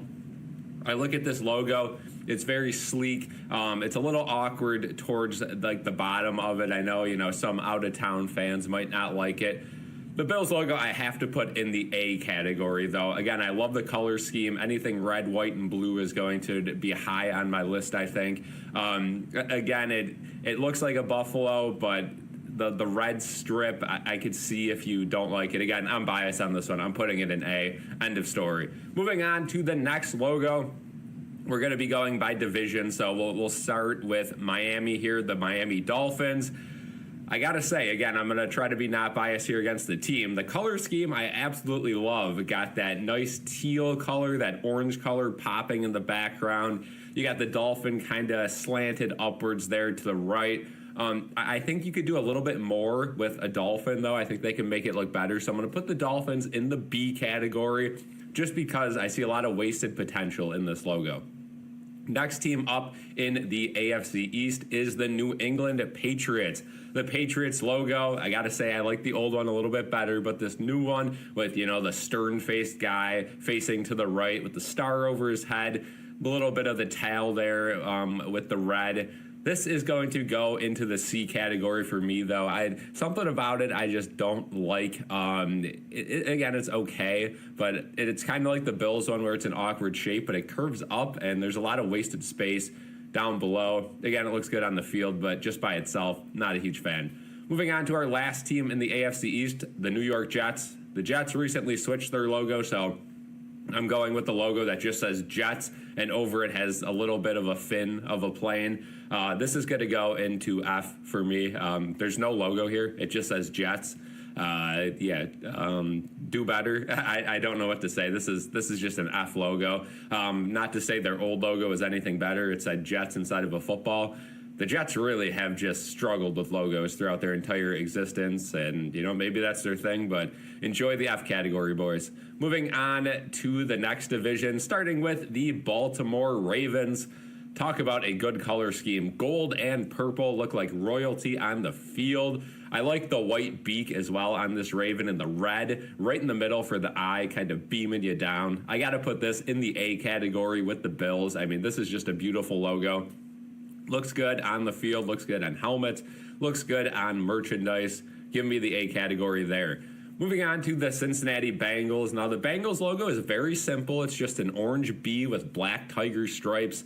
Some people may dislike this because of the simplicity. I don't mind it. I'm going to put this one into B. It is a B. I'll put it into B. I like the simplicity of it. I like that, it gets the point across. It's the Bengals. If you're a non-football fan and you look at that logo, you're assuming it's the Tigers or the Bengals, and that's what it is. Now we move on to the Cleveland Browns, and this is joining the Jets in the F category, an orange helmet. Again, they have really cool secondary logos with the elf and the dog, but the helmet, it's just terrible. It is as mediocre as a logo can get. There's zero creativity behind it at all. And, I'm going to have Browns fans in the comments say, oh, it's tradition, blah, blah, blah. We all know you don't like this logo either. It's terrible. F. Moving on to the Pittsburgh Steelers. Now, the Steelers have another simple logo. They have the circle with the yellow, red, and blue little star design in there. I believe it's for, ores or iron or something like that has to do with Pittsburgh, so there's a deeper meaning behind it. I'm gonna put it in B. It's one of those historical logos, but I like the meaning behind it that maybe not a whole lot of football fans know. They just see it and they see colors and they're like, what is this? But it does have a Pittsburgh meaning behind it, so I'll put it in B. Next division, we move south to the Houston Texans. Now, this logo I always thought was pretty solid. You got the two horns, you got kind of like the bull head there with the star as the eye, which is always a great touch because they are in Texas. This one will be joining the Steelers, as I just ranked in the B category. Again, I like it, but I don't love it. I don't know why, but it's just, it's a decent logo. Moving on to the Indianapolis Colts. Now, this one, simple. I like it, but it doesn't really show much. And the Colts are a team that I see every year people mock new logos for them, maybe some more creative logos, but again, a horseshoe that's blue, white, little circles in it. It's going to go into the C category. Again, iconic, sure, but I think they could do a little bit more. Moving on to Jacksonville, the Jacksonville Jaguars. Again, love the color scheme. Similar to the Dolphins, but a little bit of a darker yellow. And then, of course, that teal color pops. The Jags are going into A. I love this logo. It looks fierce. I love the colors. I like the whitening around the Jaguar as well. I think it's very simple, but at the same point, it's not like a helmet or a text. It's what the team is, but I think they did a good job of making it look specific to Jacksonville. So give me the A category there. Moving on to the Tennessee Titans. This one I don't love. The T is supposed to resemble a sword. It has the 3 stars on it with the flames coming out. It looks good on the field. I'll give it that. But, if you show anyone this and they're supposed to say this is the Titans, I don't know. I don't even know what to recommend to change this logo, but I got to put this into the C category. Again, it's not bad. It just doesn't really resemble the Titans for me. Moving on to our last division in the AFC, starting off with the Denver Broncos. This logo, I like it. It's pretty sleek. It has, kind of the orange mane on the Bronco. Not a whole lot of color in the Bronco, though, just being a white and orange logo. So I'm going to deduct points there and put it in the C category as well. Again, I think this logo, if you just switched up the colors a little bit, could be a B or an A. I don't even mind the design. It's just kind of boring, and I'm going to put it into C.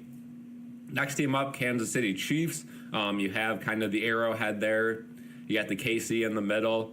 Simple design, but very unique in terms of sports. You don't really see an arrowhead, or well, nowadays they can't really use that sort of stuff, so it is a tricky situation there. But putting all that aside, I think this is a B-tier logo. I like it. I like the idea behind it. I like the ridges along the arrowhead too. It's not just a straight logo. They really, thought about this. For as simple as it is, they made it look like a true arrowhead, and I like it, so I'm going to put it into the B category. Moving on to the Oakland Raiders. This logo, again, Las Vegas Raiders now. I will always call it Oakland, so for anyone who's confused, we're going to be calling it Oakland in this video. Shout out Oakland.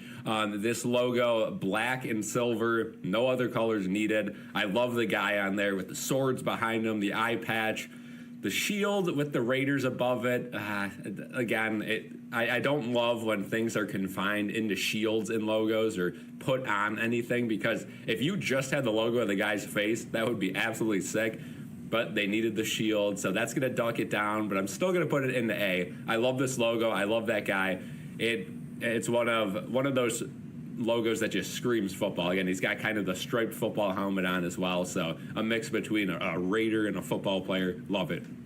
Moving on to our last AFC team of the video, the Los Angeles Chargers. The Chargers, again, love the color scheme, but the logo, it's going to go into the D category. It's this curved lightning strike that I always have thought just looks so wimpy. I don't know. I feel like you could do an up and down lightning strike. I don't know why it has to be curved like that. I guess so it looks good on the field, so it stretches. I don't know. It looks terrible. It looks like a yellow eyebrow. It looks pathetic. I don't like it at all. And yeah, the Chargers are one of those teams I wish would switch their logo. So yeah, enjoy the bottom of the list. Moving on to the NFC, starting with a traditional one, the Dallas Cowboys. It's all right. There's some detail along the exterior of this logo. Again, the blue star with the white, and then blue, and then white again, striping on the outside. C tier, it's okay. I get it's historic, but there's not much to it. Moving on to the Giants, and the Giants, much like the Jets, have zero effort into this logo. Lowercase n, the Y stretches underneath it. It's going into the D category for me. Again, they have secondary logos that are kind of cool, much like the Jets, but the primary logo that they have right now is just the lettering, and it's not good enough. And I get New York sports do that, right? A lot of lettering with, you look at the baseball teams, the Yankees and the Mets. This one just is plain. It's, generic font. I like how the Y goes under, so I'm putting it in a D. It's not an F tier like the Jets, but it's not great. Moving on to the Philadelphia Eagles, and you guys notice anything different about this logo? Faces left, which is very rare in football and sports in general. I love this logo, I gotta say. I know they're the defending Super Bowl champions, and gotta take them down, but I love this logo. It looks fierce. It's the bird. Not much to say. Again, the green kind of behind the logo, which on the field makes sense, right? You could just put that, gray and white bird on the field, and the green behind it screams Philadelphia. So this is an A-tier logo for me. Absolutely love it. Moving on to the Washington Commanders, or Washington football team, whatever you want to call it. It's just a yellow and maroon W, F tier all the way. Again, they're kind of in limbo right now. They don't know if they're going to go back to their former name, or commit to this rebrand and go for a different logo. But right now it is just as plain as it gets. I don't mind the color scheme. I know a lot of people hate that color scheme. I don't mind it. I just mind the lack of effort in this primary logo. So F tier, join the others.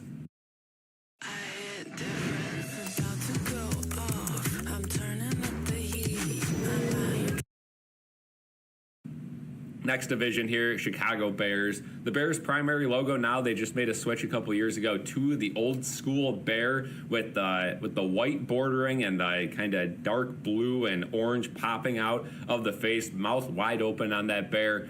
This is going to go into the B tier for me. If you look at it from afar, it kind of just looks like a bunch of colors mashed together. It's not the greatest logo. I think they could maybe implement another color in there, maybe a little bit more white to make that logo pop a little bit more. I love the design, though. I think it's better than the old Chicago Bears logo, which was just the C, which was terrible. But I can't put it any higher than what I rated it because it looks kind of mushed up. Moving on to Detroit, the Detroit Lions. Again, love the color scheme. The white and light blue pop so good on the field, especially in the dome that they have. Just looks great on the field. This logo, iconic. It's a lion. It looks old school, but at the same time, new school. This is going into A for me. It's just a beautiful logo. Simple, but you can tell what it is. Another team where I see people mock, new logos for it all the time. And I got to say, usually when you mock new logos for a team like the Titans or like the Chargers, I like them. But for the Lions, I usually dislike them. I think the current Lions logo is about as good as it gets for that city. Moving on to the Green Bay Packers. Again, iconic, but I got to take points off for just the lack of effort. It's a G. You see this logo, whether it's, high schools or colleges, they steal this logo just because how simple it is. You can change the colors and call it your own. It's okay. I don't know if there's any secret meanings behind it or if it's just the G. It almost looks like a circle from afar if you actually look at it. So I'm going to go C with Green Bay. I get it. I get the history behind it. I love Lambeau, but the logo, not the biggest fan. Moving on to the Vikings. The S category is going to finally get its first entry here. What a beautiful logo. Again, the colors, purple, gold, orange, yellow, whatever you want to say there, white, just Hamler's going to try to right off that return football field, right off the jerseys. Again, the only team to use purple besides the Baltimore Ravens, and they implement the yellow a little bit more there. Sets the Bills' offense. It just looks great. It's an amazing logo, very well done. Got to put it into S. I don't think that's going to be shocking to anyone. If you're playing along at home, I think everyone's got this in the upper half of their tier list. Moving on to our second last division, the Atlanta Falcons. White bordering, you have, they kind of went back to this old school logo that they had, the wing down. In the third. It's shaped like an F, so, Falcons, I get it. Something about this logo I like, but I don't love. Again, much like some other ones I talked about in this video. I'm going to put it into B, though, because it looks so good on those jerseys. And especially you look, at those old school jerseys with the black jerseys or, on the red helmet. Oh, just so good. So good jerseys and merchandise. It's actually Darrington Evans. So interesting. Gore not in the game just yet. Darrington Evans stealing the number 21 on us. Mike White in the pocket. His first pass is almost picked off. Intended for Shavers, but completely missed the mark. And the Mercer rookie almost picked it off right through his hands. Oh, yeah, just a miscommunication there. Turned one way. White thought he was going the other way. You see that stuff a lot.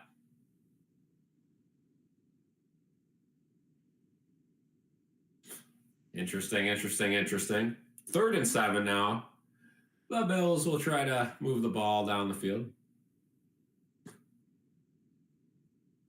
Mike White looks, and he gets wrapped and brought down. DJ Davidson gets the sack, and the Bills will have to punt from deep in their zone.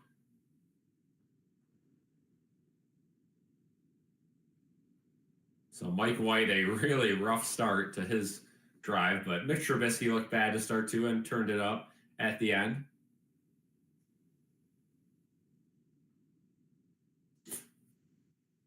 So Robbins going to have to show off that leg once again, punting now from the goal line.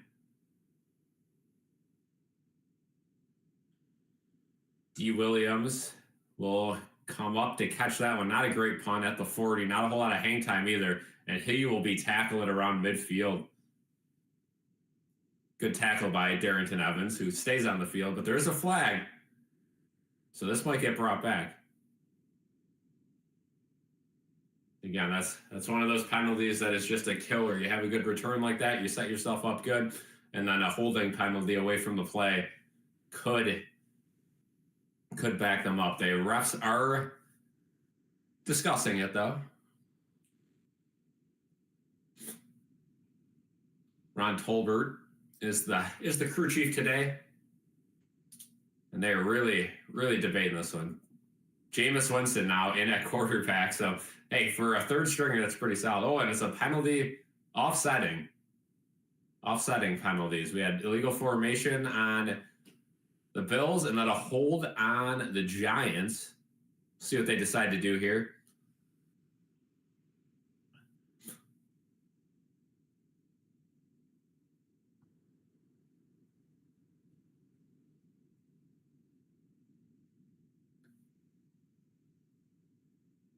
And now they're finally going to announce both penalties. Let's see what they decide to do.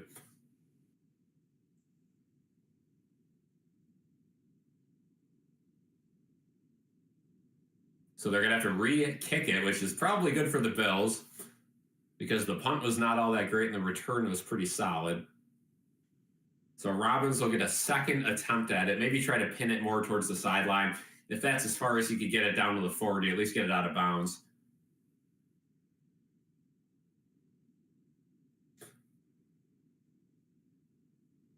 So we haven't even gotten 2 minutes into game time, and it feels like it's been 10 to start this quarter. 7 people in here. Let's get some more likes on the stream. Also, get some more subs. And we are gaining.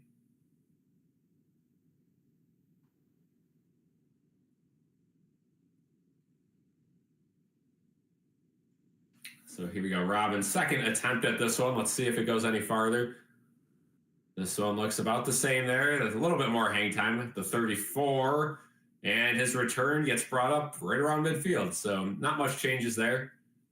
Good shoestring tackle, though, by Latu. And now we will head to commercial. It's the Giants offense, and Jameis Winston will get ready to go. So it doesn't look like we're going any quicker here in this half, as now we have to endure a commercial break.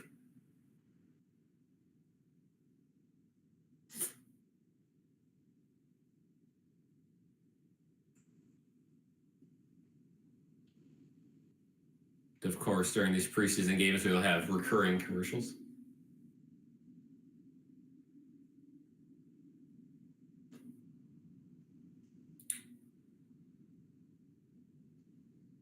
So Jameis Winston, again, a guy who has started many games in the league. It's going to be a tough task to defend him for these Bills' second, third, and fourth stringers.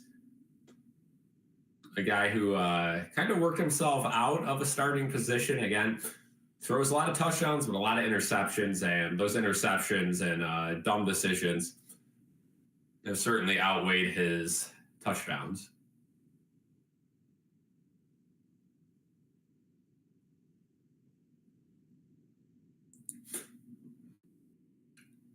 We'll see what he could do against some of the Bills' backups as we start this second half. Bills down by 6. Going to need at least one more touchdown to win this.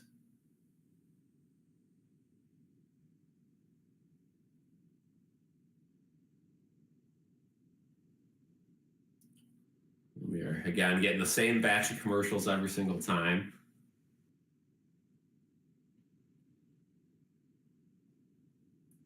We will be used to that, especially during the Sabres streams every single game.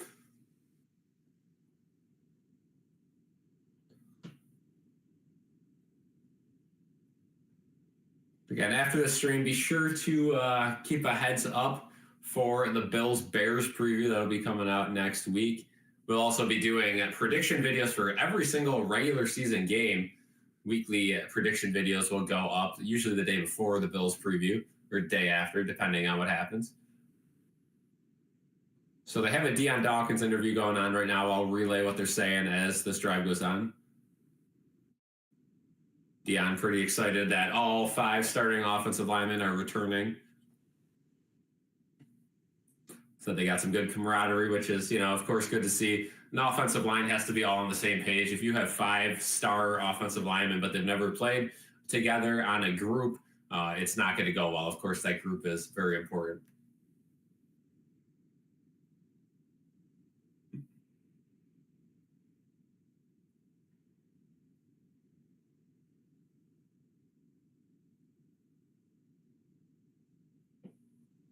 So right around midfield to start this drive.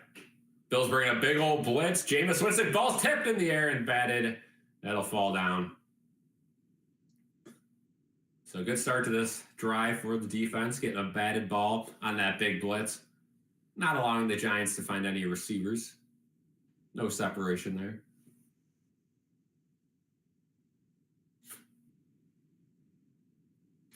Second and 10.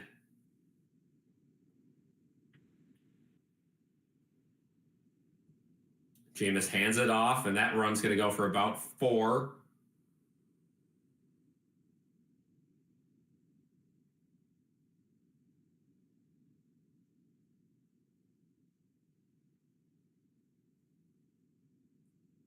Dan Dawkins saying the offensive line likes to eat, as most offensive line probably do. Again, got to keep that big frame. We see a lot of these guys retired offensive linemen slim down so much. Yeah, you burn so many calories and eat so many more that, when you stay in that rhythm and stop eating so much, they get thin. 3rd and 7, midfield. Jameis Winston, big blitz for the Bills. Hit as he throws, and it is broken up. No flag.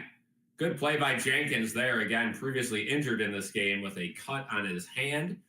Back in the game for the second half, and a heck of a job there to break up that pass. Bills a little bit more aggressive defensively here, sending some blitzes on Jameis. Now let's see what they decide to do. Again, 4th and 7, but around midfield.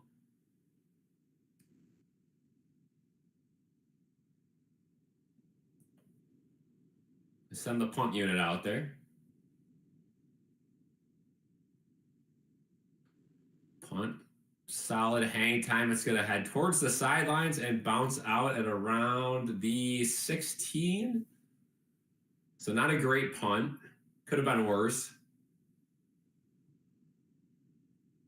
But the Bills offense will make its way back on the field with Mike White.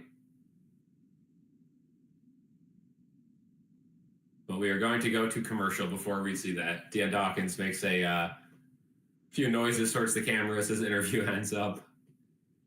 And back to commercial we go. So something this Bills offense under Mike White has to do, I think you gotta find Shavers here on the first play. Hit him with a slant, just get him more involved.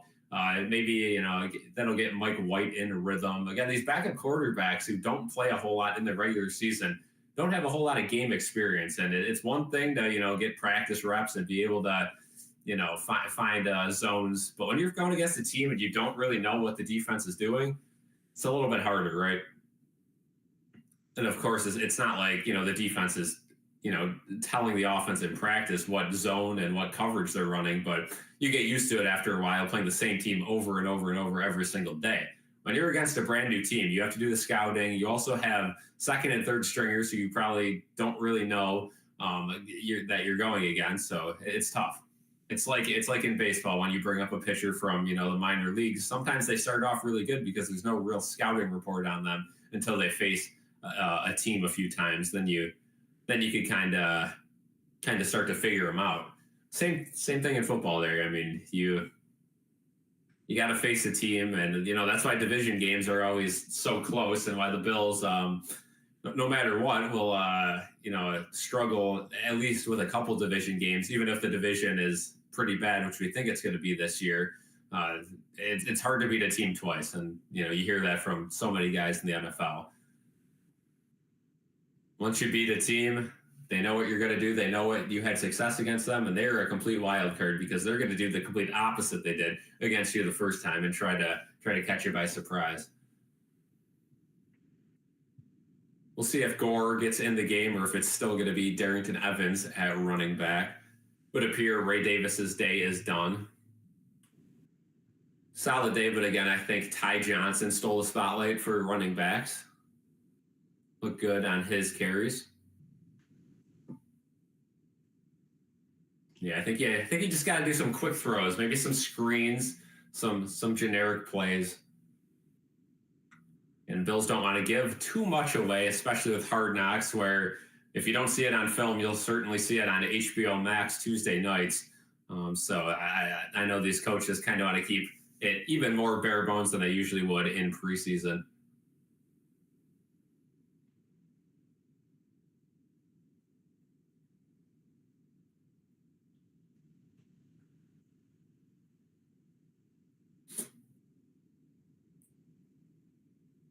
So Mike White again, long field to go. Starting from around the 18.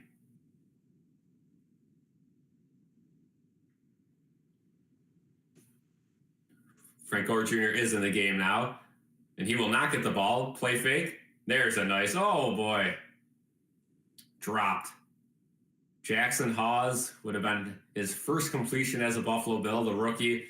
Not necessarily known for his receiving abilities, more so a blocker. And that was a bad drop there on the nice route. Underneath route, had it too. That would have been a nice 5-yard gain, but unable to hang on to it. So if you're Mike White, you're getting pretty frustrated here. Trying to get in rhythm. That would have been a nice start to the drive. But anyway, 2nd and 10. Gore is going to get the handoff up the middle. He finds some space. Breaks a tackle all the way, and that's going to be a 11-yard gain for Frank Gore Jr. First touch of the preseason for him, and again, showing us what he showed us last year, his ability to be slippery up the middle, then broke a tackle, going against backups, so it's hard to compare him to, Ty Johnson or Ray Davis or whatever, but him and Darrington Evans will probably be splitting reps the rest of the way here in the running back position. Single back, Gore, again getting it up the middle. This time breaks another tackle and breaks another tackle. Side juke there, and that's going to be a 4 to 5 yard gain. Frank Gore Jr. looking good.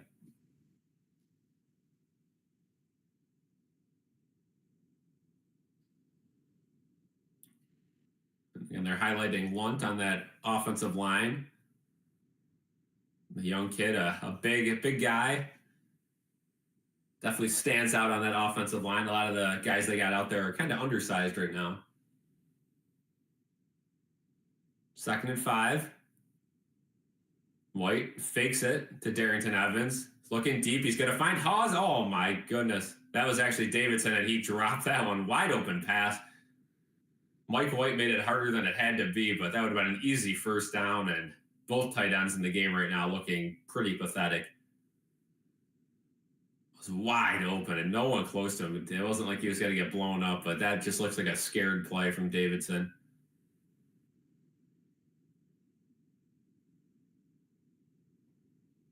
So 3rd and 5 now, and again, Mike White getting let down by his tight ends on this drive. See if he tries to go deep. Has time to throw it, and he throws that one away. A bad throw there. Trying to go to Shavers underneath. Wouldn't have been a first down anyway, and now the Bills will have to punt. So a couple tough drops by the tight ends. Both guys not looking great for that last tight end spot on the roster. And the Giants will have a good opportunity now with probably good field position. Let's see how Robbins' punt ends up.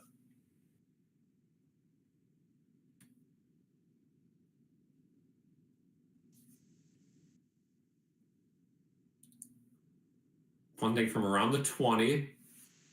Nice hang time there. That one goes all the way back to the 5, and he catches it. So he's going to have a little bit of a return there. There's a flag down, and a great tackle by Davidson after the drop. He'll get him down at the 9, but there is a flag.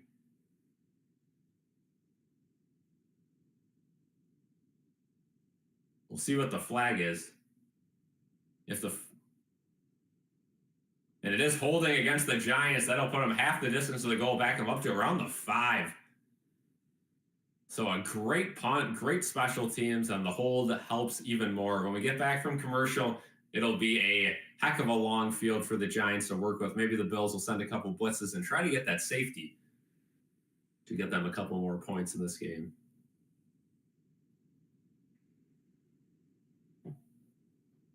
And if you guys are new, feel free to hit that like button. It helps us out a bunch.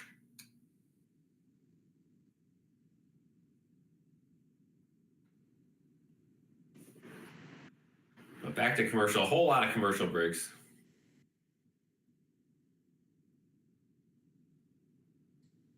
A very slow working second half so far.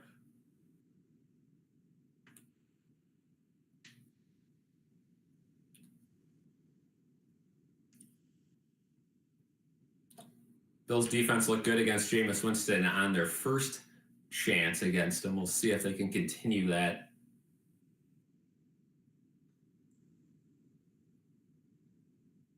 Jameis Winston, his first pass was batted up in the air, and that's always a not a warm welcome when your first pass gets tipped and you start overthinking it. You start throwing it a little bit higher than it needs to be.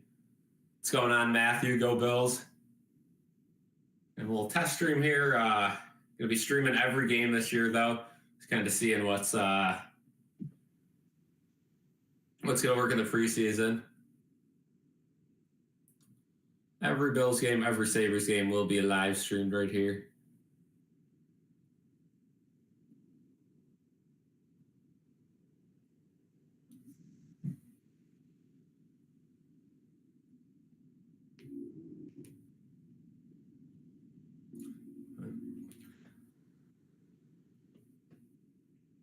Still at commercial break.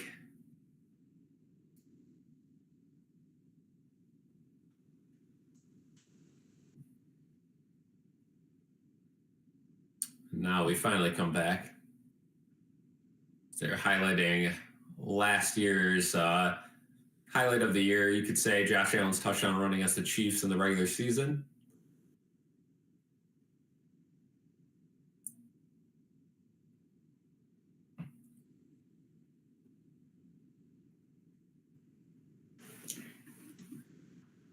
So here we go. 1st and 10 for the Giants, backed up at their own 5.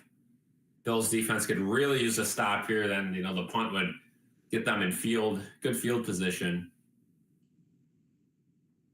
Yeah, they're actually back down to the 3.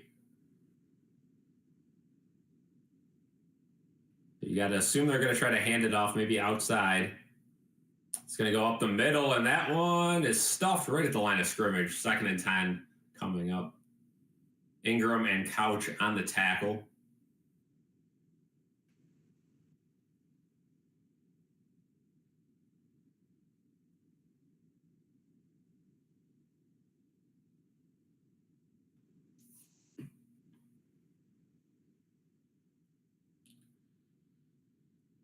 Second and 9. 10 minutes to go in the 3rd.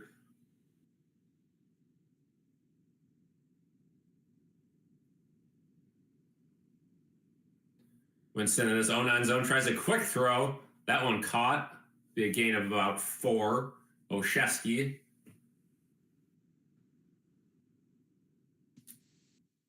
And he is 7th-year receiver with the Giants. Now again had some success in the AFC East. Now in the NFC East. So 3rd and 6 here. Giants are pinned along the goal line. It's going to be a tough one. Jameis, Bills don't send any pressure. Winston, his pass is deflected, still caught, but it'll be a yard short of the 1st down. Hardy on the coverage. And the Giants will punt it away. And Hardy is breathing heavy after having to guard twice in a row where the ball went. And now he's got to stay out there for special teams.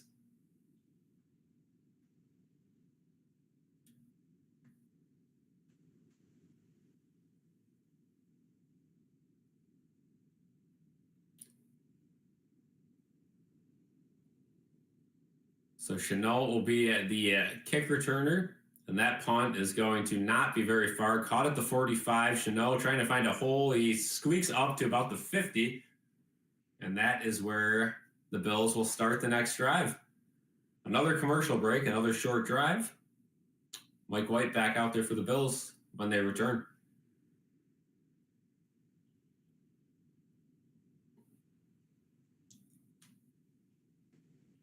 See where we're at subs-wise. 2,982. So we're still 18 subscribers away from 3K. We're getting close.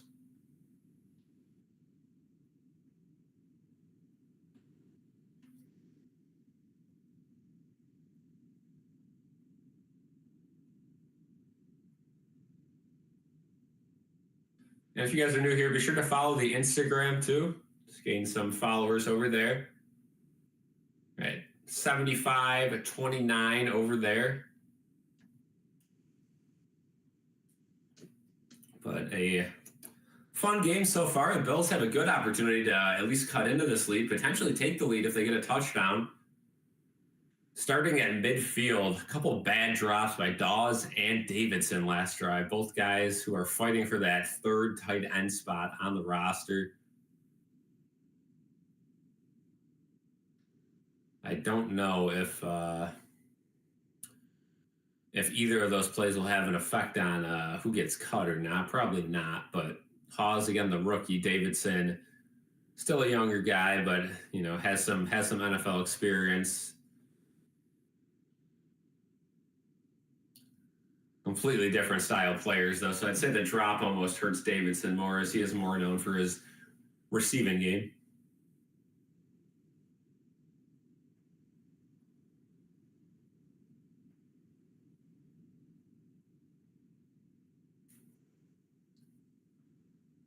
See if Michael White can have a receiving touchdown like Mitch Trubisky did in the first.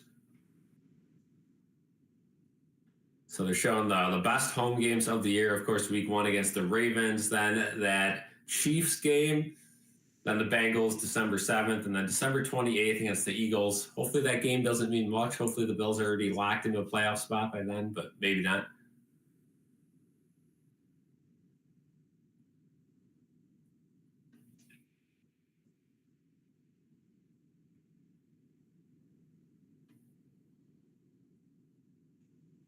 So Bills offense back on the field, led by Mike White.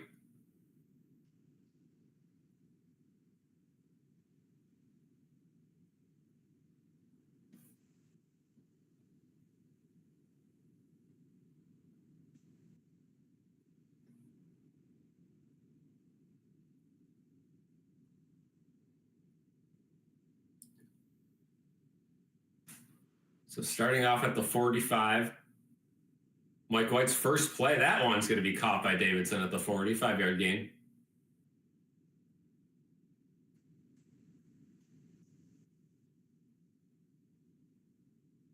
So you could kind of hear the crowd here in the background. Starting to get into the game. Bills have a huge opportunity here to get the score looking a little bit better.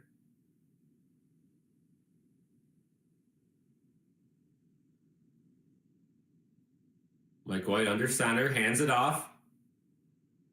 Darrington Evans gets about a half yard, so it's going to be a 3rd and 4. You'd hate to go 3 and out here after getting the good field position.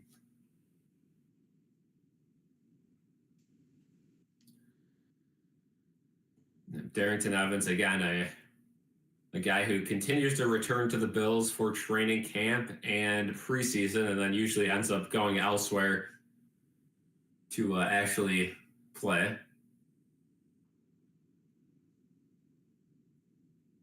James Cook still on the sidelines.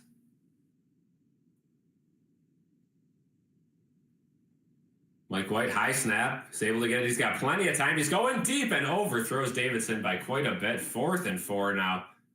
Tough decision. Let's see what they do. He's going to keep the offense on the field for the moment. And they're going to go for it. Right from midfield. 4th and 4. Big play for the Bills. It would have been a 57-yard field goal. You don't really want to punt. I mean, you'd love to see Robbins maybe pin him deep again, but they just did that. And if this offense can't move the ball here, you're not going to be able to again. 0 for 6 on 3rd down today. Not great. Not a great stat line.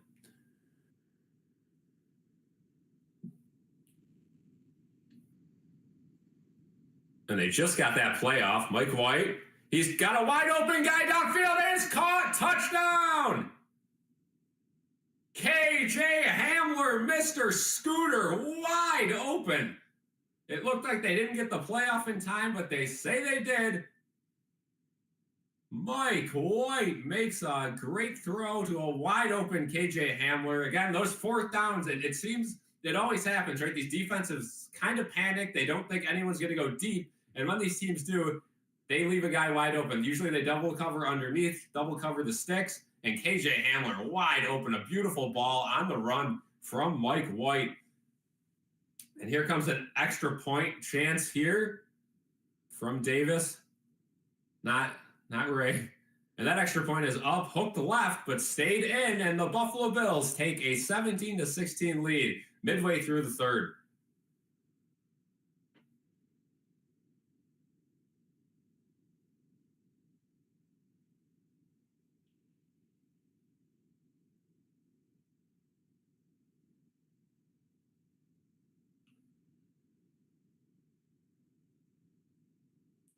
Yeah, and that replay, just everyone slid left, and Hamler was able to get wide open, burned both guys. Definitely a miscommunication there for the Giants, which happens a lot on fourth down. How's it going, Sawyer? Just missed a big Bills touchdown. Bills taking the lead here.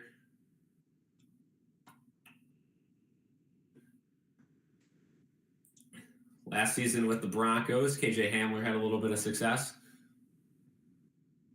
Again, he's a guy who's fighting for that last wide receiver spot as well, so that's big for him, especially after being highlighted on Hard Knocks. I'm sure he's made a lot of new fans this week.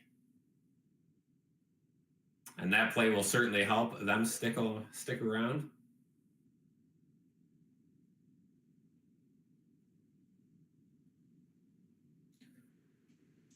The Mavericks, Sawyer, you're gonna have to explain which one that is. I've been there, but it's been a while. So I've been on most of the rides there, but I can't remember what the name of them were. So here comes the kickoff by the Bills. It's going to be super short, fielded about the 13-yard line. Oh, and a massive tackle there by Jimmy Charlo, the guy they just signed out of, I believe, Army. Huge tackle there. You love to see that. Down at around the 33. Gotcha, Sawyer.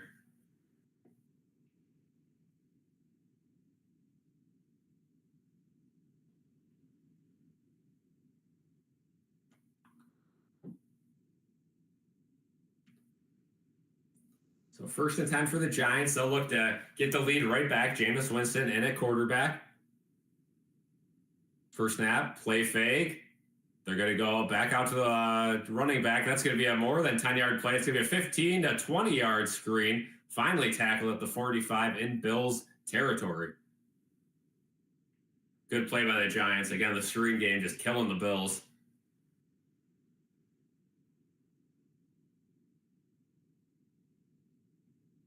Victor, how's it going?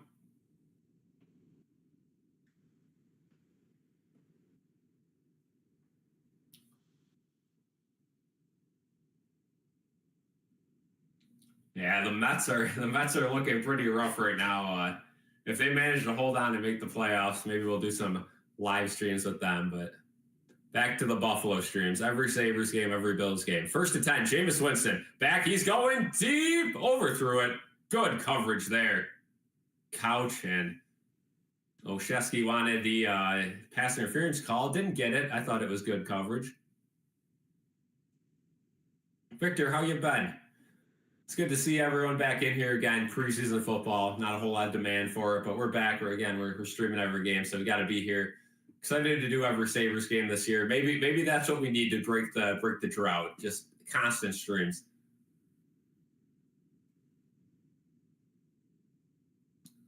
Second and 10 handoff to the right side. Good tackle there by Jenkins and company. So 3rd down. Jenkins has been a big name in this game, coming back from the injury, and he's looking good. So definitely someone that stood out to me. 3rd and 9 now around midfield.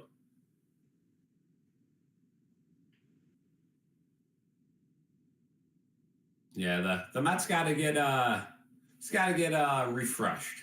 Happens. Division's kind of out the window right now. Just gotta stay in a playoff spot. You never know what'll happen, but not looking great. 3rd and 9, Jameis Winston gonna throw it. Bills get a little bit of pressure. He's gonna go underneath, and somehow, some way, gets past the first down line. That's pretty bad. Pretty bad defense there. Jamarcus Ingram finally got him down.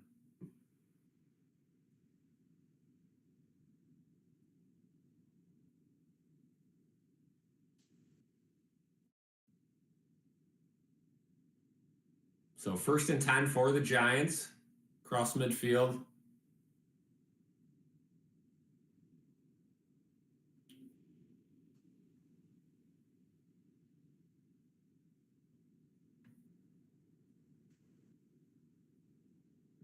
It's going to be a play fake. Bills sign the blitz, but they can't get to him. That's going to leave somebody. No. Olszewski was kind of open downfield, but the ball went right through the back of the end zone. So it's going to be 2nd and 10. Kind of a blown up play there, but when they do those long developing plays and you send a blitz and you don't get to the quarterback, it's usually a disaster waiting to happen. But now there is a flag.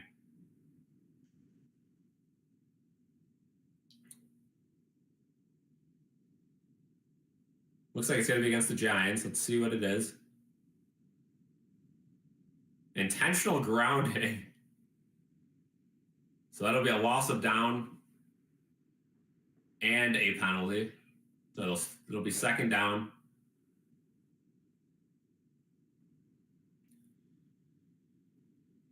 It's kind of odd because there was a receiver somewhat in the area. I don't know about that one. Ryan Nielsen, hired as the defensive assistant, was the Jags coordinator last season.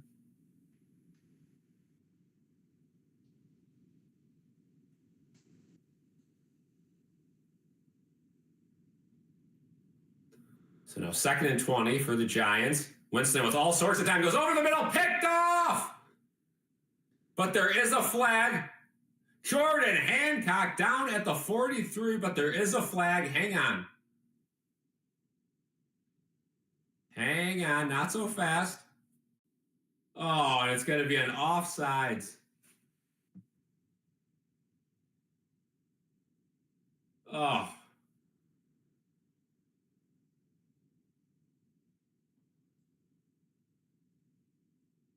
Landon Jackson offsides, negates it, and it'll be 2nd and 15. Oh, a killer. It would have been nice to see Hancock get that pick. Lined up offsides, didn't jump, just lined up offsides. Rookie mistake for sure. That happens at the preseason. You don't talk about it unless it's a play like that. And yeah, Bills football couldn't come at a better time. I agree.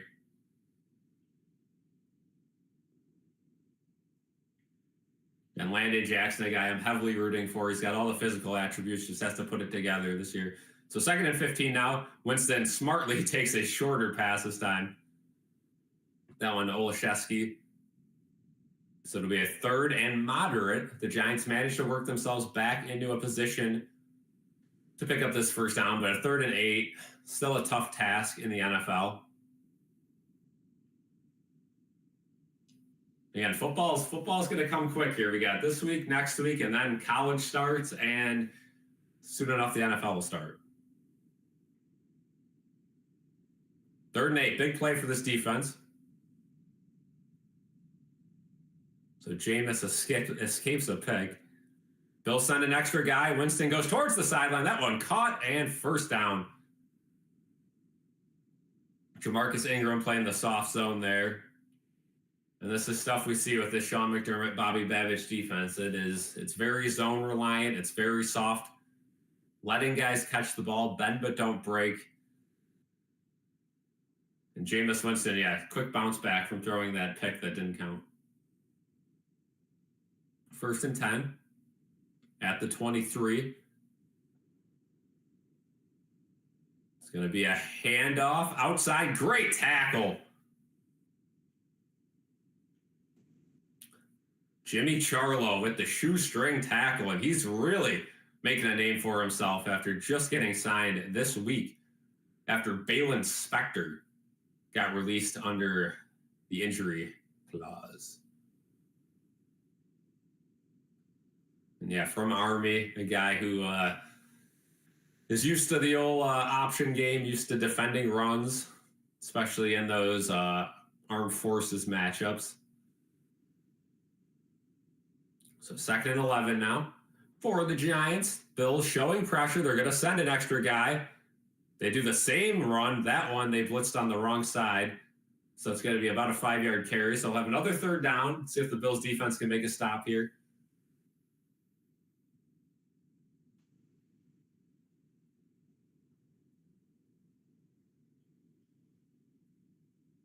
And we do have this new thing in the chat. I'll highlight this more as we get into more important games. But it's the XP thing. You could check that, see where you rank on the list. Super chats also put you automatically in first for a little bit, I believe. Jameis Winston, empty backfield, 3rd and 7. Looks. He's going to use his legs. And he is going to go all the way to the 10, all the way to the 5 as he goes out of bounds there. Yeah, Victor, I agree. He's I was surprised he was still a free agent. And yeah, he's definitely a very disciplined player, a very tough player to play against. Definitely makes some teams' practice squad at least. The Giants moving the ball very well on this drive. A nice slow drive, something that we needed in this game after a very slow start to the second half. Less than 2 minutes to go in the third. Winston takes it, pump fake, slant, caught, touchdown. Gunnar Olszewski. Little RPO there, opened right up in between. And now the Giants are going to go for 2, though, to try to make it a 7-point game. Big play coming up.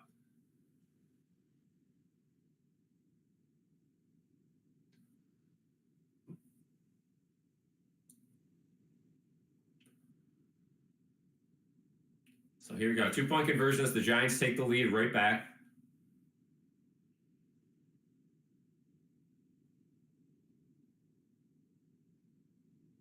It's a good test for these Bills at defenders as well.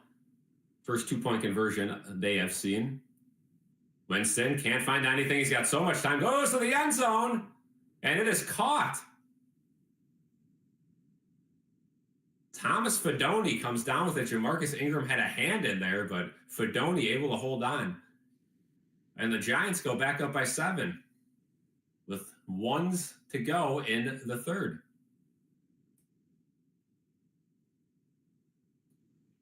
And Bill's defensive line just could not generate any pressure there. Winston had all day to find someone and could not get that one to hit the ground.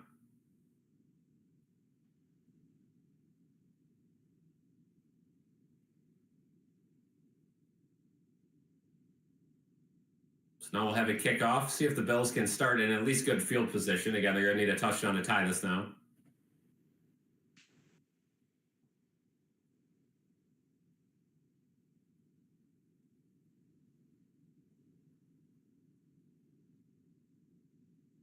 Showing Don Beebe was in town. Took a picture with Tasker in the locker room.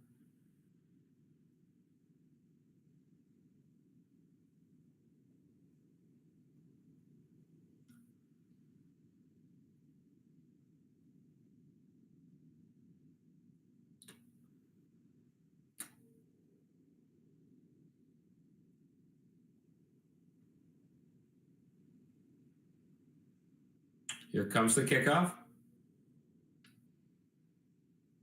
He caught at around the 3, and it's going to be returned by the Bills. I think it's KJ Hamler again, and that one doesn't go far. So back-to-back pretty poor returns by Hamler, but he does have the touchdown reception.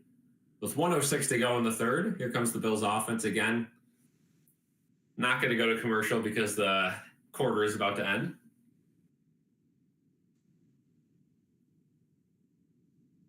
At 11 likes now, let's go.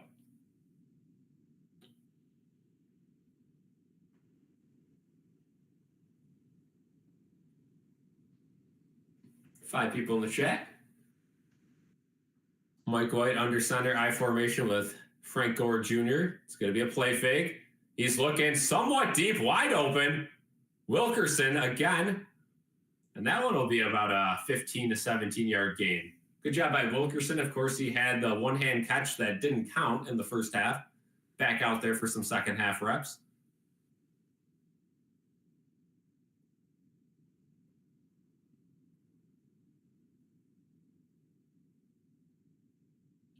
Yeah, Tasker does a great job in these games, especially on TV when he could use the monitor.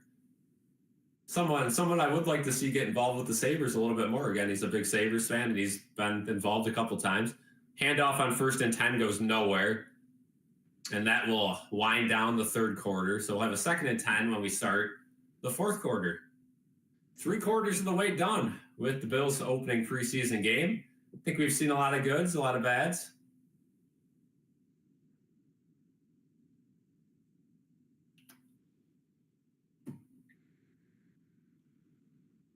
Again, we'll get to see a deeper dive Tuesday night on HBO, but as of right now, it looks like a solid team. Again, I think the Giants started a little bit more star power in this game. And of course, the Bills are nothing without Josh Allen and Khalil Shakir. So you can't really say anything too much about their offense and James Cook, right?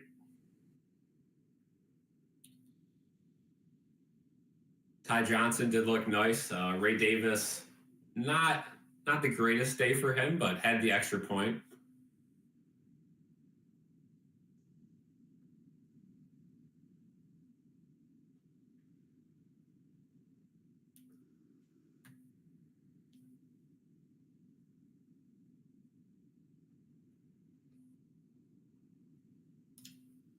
So when we return from commercial, the Bills, they got some yardage to get.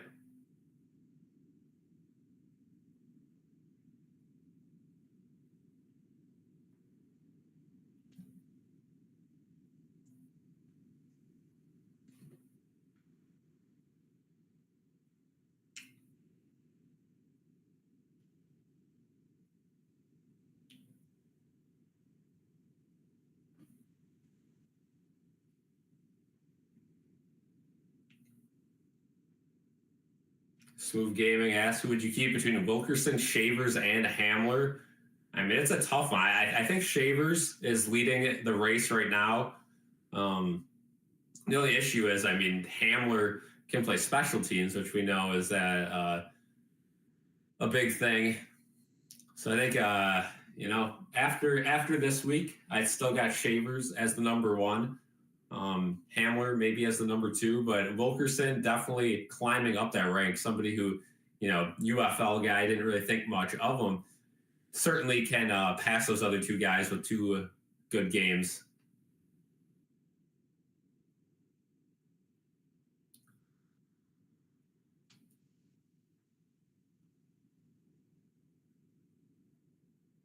Definitely be some tough position battles for sure.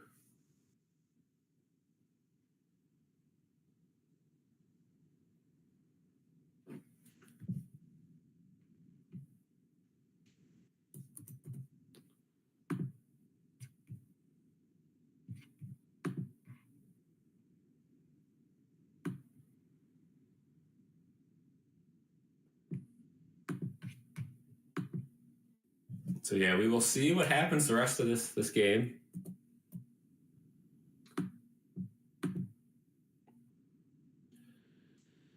With 2nd and 10 to start.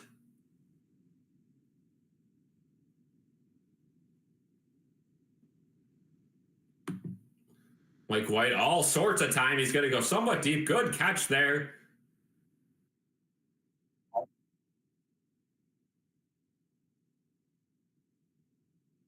He was getting some more reps.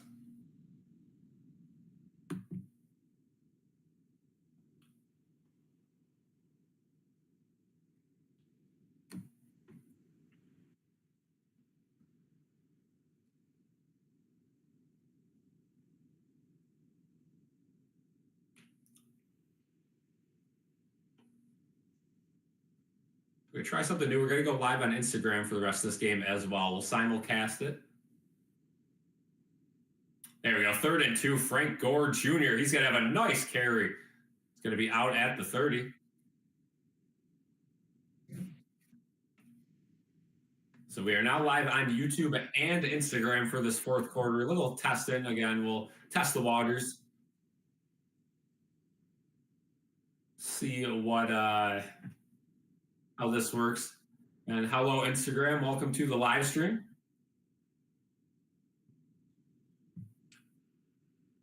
Got 10 people now on YouTube. Instagram is here as well.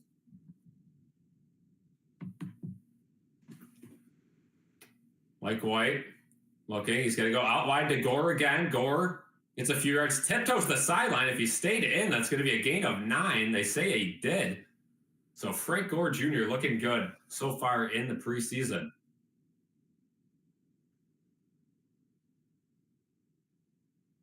The reel on Instagram says he's mad Josh Allen's not in right now. Yeah, I got a different story if Allen plays, but it is what it is. We can't be too worried about that.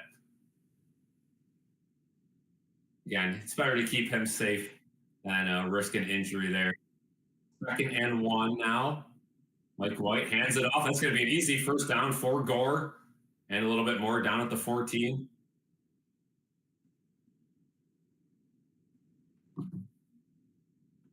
They're showing Brandon Bean in the booth.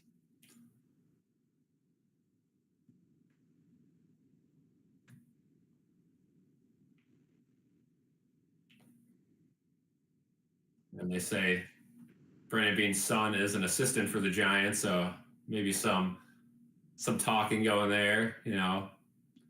Frank Gore could be interesting if the Cook scenario drags on. Absolutely, that's a big spot right now. Cook does not play in the regular season to start. That's a huge spot. Mike White finds a wide open Darrington Evans.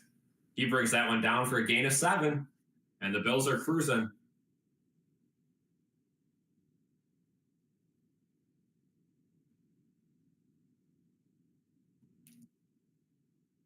So down to the 8-yard line, 2nd and 3.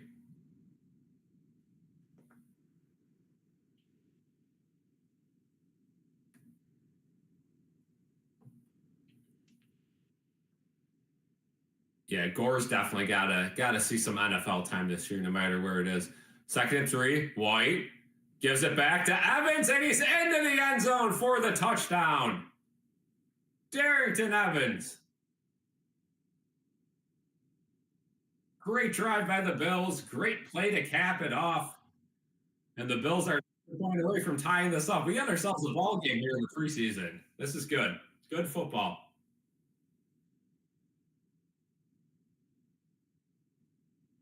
And the Bills go for 2 to try to take the lead. Again, trying to avoid all routes of a tie.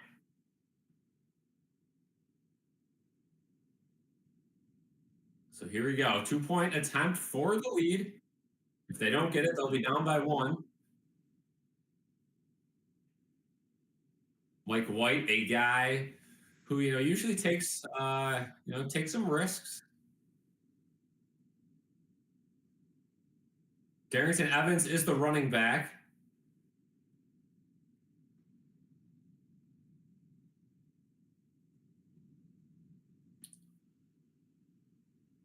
Mike White takes it. He looks. They're going to try a fade there. Laviska Shenault gets it. A great play, great throw, great catch. An absolute bullet.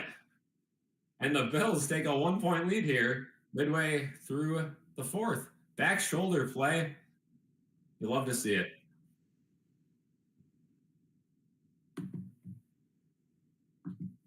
Yeah, the wide receiver depth, it's looking again, keep in mind they're playing a lot of backups on defense, so it's hard to really judge what Wilkerson's doing right now, or what Shavers did in the first half, but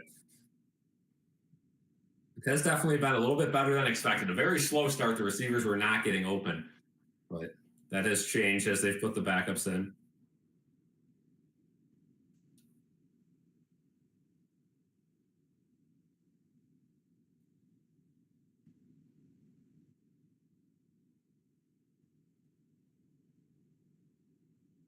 So I'd like to know, you guys in the chat right now, what do you guys think about trading a guy like James Cook?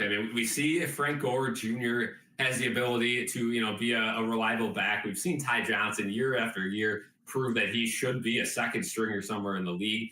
Ray Davis has, not a whole lot of NFL experience under him, but has looked good in the games that he has played and started. What do we think? Do we think you could potentially trade a guy like James Cook?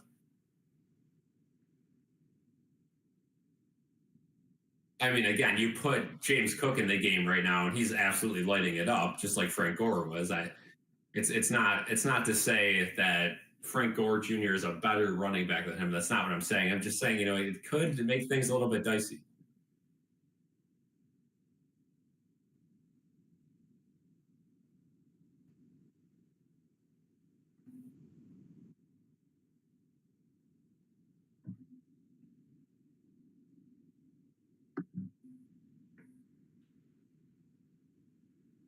11:35 to go. Giants will be getting another chance to retake the lead.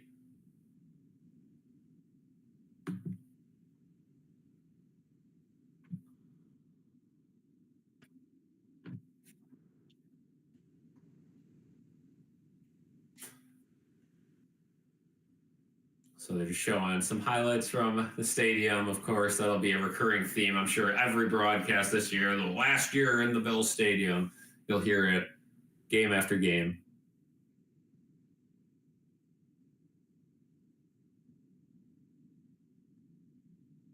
So Bills kicking off.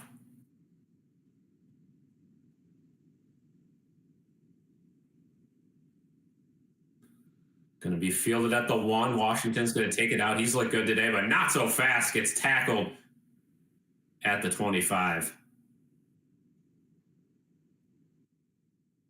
that Gosnell? Believe so. So Gosnell in the game now. We'll see him at receiver probably next drive. Only way you trade Cook is for Micah Parsons. Yeah, that'd be nice.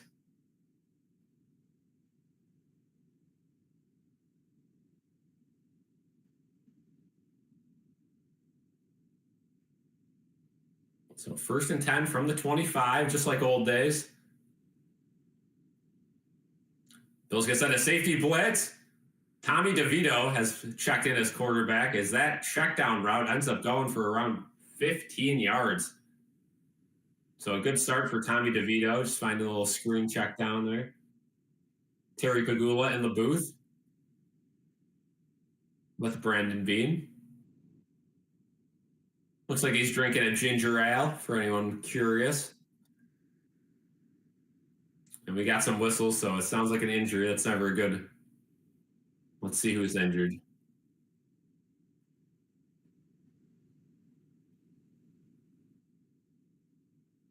They got the binoculars up in the booth. Terry on his phone. Maybe making some Sabres calls, you know. One could hope. We go back to commercial here.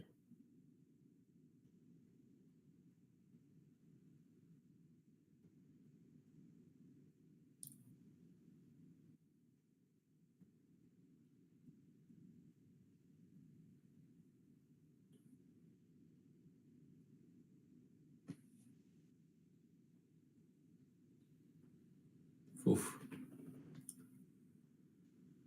Reed Garrett, you love to see it.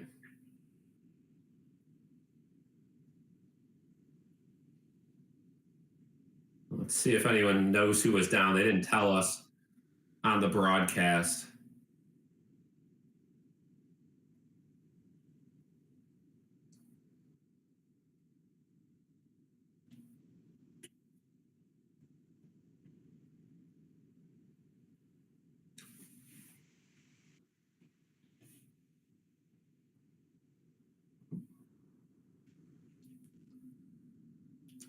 Trying to find out who was down here.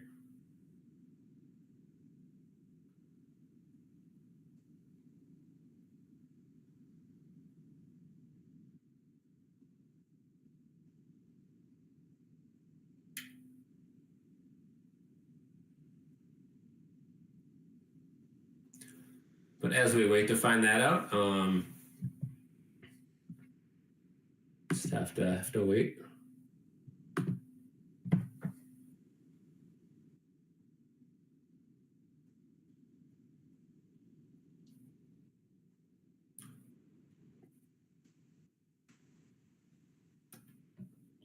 I think the Bills, you got to be happy about today, no matter how this game ends. But they're back to show in the booth. Terry Pagula is still on the phone, most certainly, having some Sabres conversations to get that team to the playoffs. Meanwhile, Brandon Bean below him, really dialed in. 9 people in here now. Thank you guys for joining.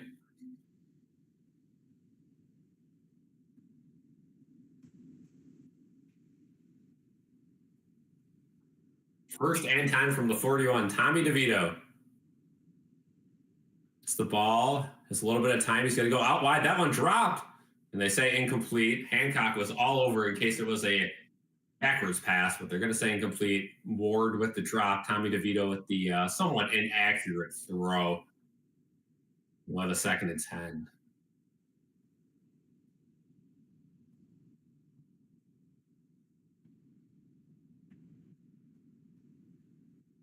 We're talking about St. John Fisher again, highlighted in Hard Knocks. They always do a nice job over there. And the Bills still one of, 5 teams that go out of stadium now.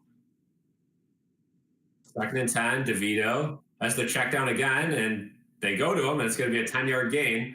About as obvious as it could have been. Motion, little peak zone. And the defense just did not adjust. And that's what you got to do against zone coverage. Move guys around. You tell it's in zone. You know the Bills run zone, and throw it short, block the zones. Giants already around midfield. Tommy DeVito making the smart calls, which he has to do if he wants any chance to make this roster.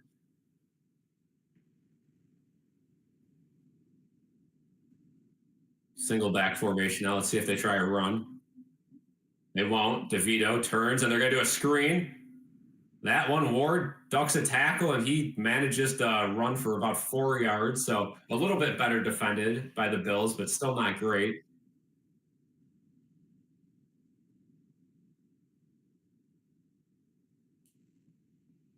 Like in all these years, we had Micah Hyde and Jordan Poyer. You realize how hard it's been to replace them the past few years. Absolutely. I mean, having those two guys as just your rock back there, like no matter what happened in front of them, they were going to be there to save the day. And then losing both of those guys in 1 or 2 years, so not the greatest. 2nd and 6. Bills get no pressure again. They're going really deep. Dolszewski, whoa, does he make the catch? No, it hit the ground. Good job by Codrington on the defense. Dolszewski thought maybe he got the ball in, but definitely hit the ground there. And yeah, they said Cole Bishop's looked nice, but again, injured again. So that leaves DeMar Hamlin and Taylor Rapp as your 2 starting safeties. If Taylor Rapp gets healthy again, he's day-to-day with an injury. 3rd and 6. Huge play. Let's see if the Bills can get off the field. Defense is pinching up. Probably a bluff, but you never know. Maybe they do send the blitz.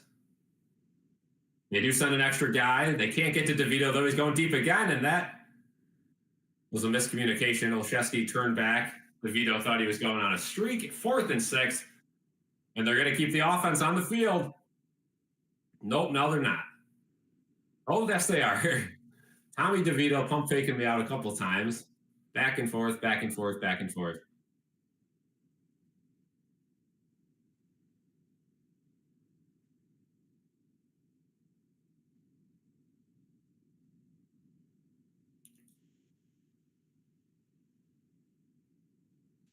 Fourth and 6. Can the Giants pick up a first down? They snap it. They're actually going forward. He's got plenty of time. DeVito, still plenty of time. Throws it to the middle of the field, and it is caught. Fedoni makes a catch. That's about a 15-yard gain, and the Giants have a first down. Big first down there. Just giving Tommy DeVito way too much time to throw the ball. His defensive line cannot get any pressure. Again, almost overthrew it, but the zone's just super soft. Ingram not on the guy. So down to the 28 now, 1st and 10, Giants. Now if you're the Bills defense, you're hoping for some sort of mistake, a fumble, an interception, something.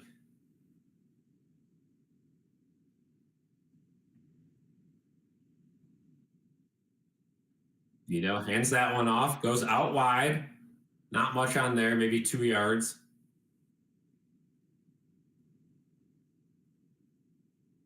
Giants at this point might want to just kind of trickle down the clock a little bit. The clock is their friend.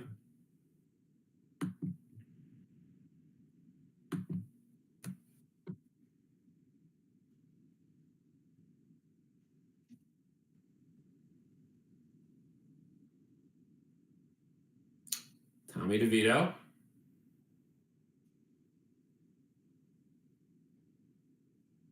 Second and 8. Play fake. He's going to go back out to his check down. That one well covered. maybe a gain of 1. So we're going to have a 3rd and long again.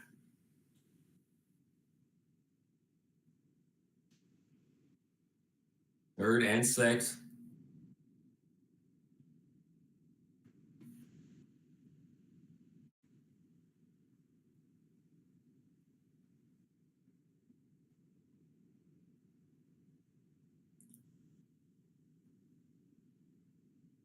Third and 6. Chance DeVito. Again, plenty of time to throw. He's going end zone, and that one's overthrown. No flag. I don't think we've seen one pass interference flag all game. Codrington on the coverage. Now Graham Gano will have to go out there and try to kick the field goal to put the Giants up by 2. So you'll take that if you're the Bills defense, but you also had a chance to get off the field with a 4th and 6 that they weren't able to defend.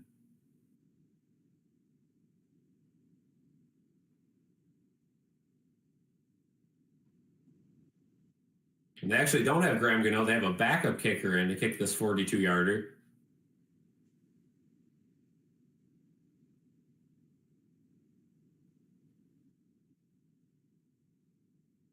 Kick is up and good. So the kicker's looking good for the Giants today.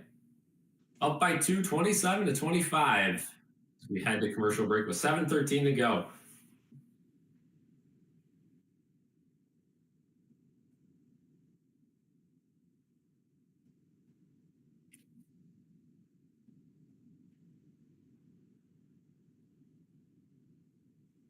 So huge chance here for Mike White if they keep him in or if they put Shane Buechele in.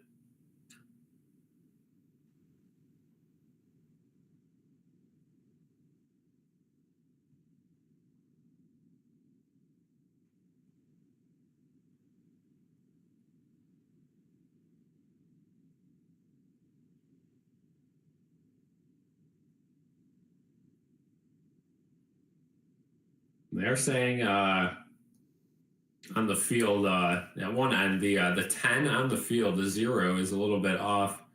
Might have had to do a little patch job. Interesting.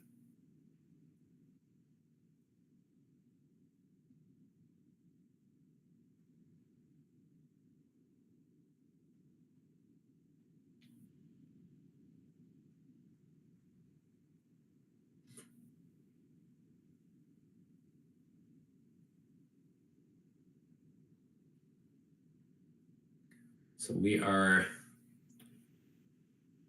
coming back here. Again, big chance for the Bills here. Maybe a game-winning field goal coming up. Just hope Bass is ready week 1. Yeah, they're saying he should be. I wouldn't be too concerned about that just yet, but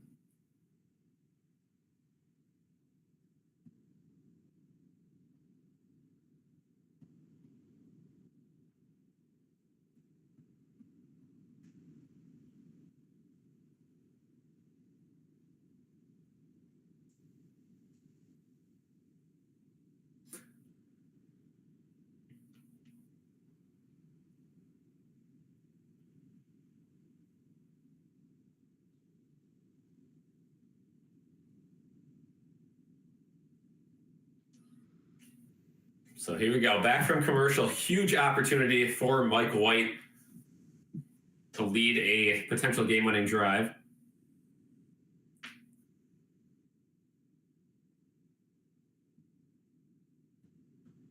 Showcasing Marv Levy, again, 100 years old, former Bills coach throughout the Super Bowl era.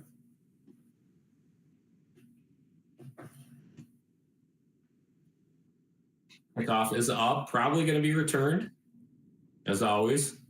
Nope, this one's going to be kneed down by KJ Hamler after having 2 rough returns. Tre'Davious White now getting interviewed on the sidelines.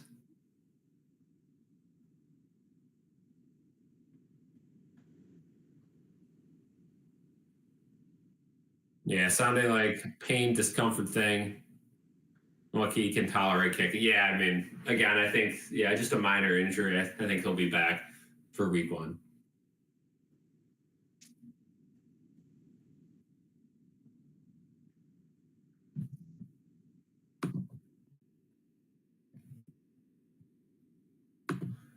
First play now, Shane Buechele is in the game. Swings out wide to Frank Gore Jr., breaks 2 tackles and gets about 5 yards there.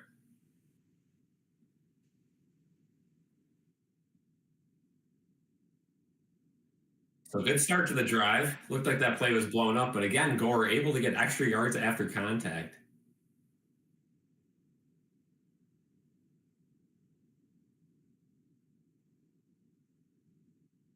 Davis White seems pretty excited to be back. 2nd and 5. Buechele hands that one up the middle, and Gore's going to get nothing there. It's going to be a 3rd and 5. Interesting play call. Gosnell, like I said, now in as receiver.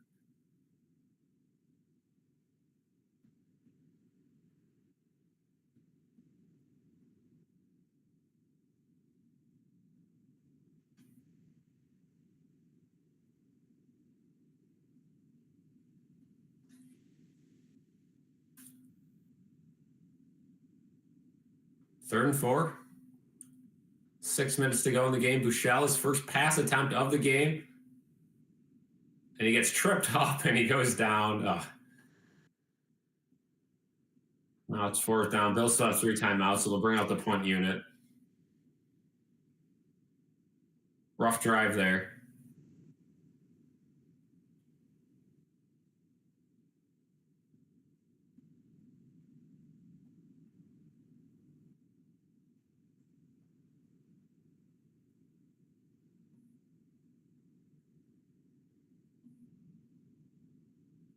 So Robbins gets another chance to boot it. This one. A little bit of hang time. Catches it at the 10. Big tackle down at the 16. Frank Gore Jr. with the tackle. For Bills defense, they're going to need a stop here. Give the offense at least one more chance. Looks like some people are starting to head for the exits.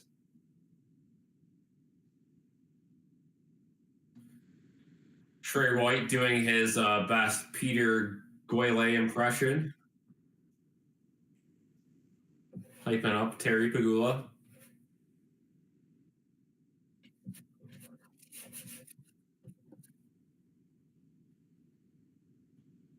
Tre'Davious White or Kevin Adams? Who can do it better? All right, from the 16, Tommy DeVito, single back formation. Handoff goes absolutely nowhere, wrapped up. Zion Lowe. Trey White has been reborn, coming back to Buffalo. So happy. Yeah, again, hoping he can turn into that player he once was here in Buffalo.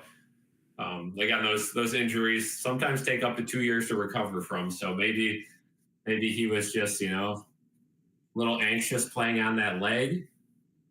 And maybe now he's back. I mean, again, it looks like he's back to full health in training camp. He's doing a lot of training, a lot of work.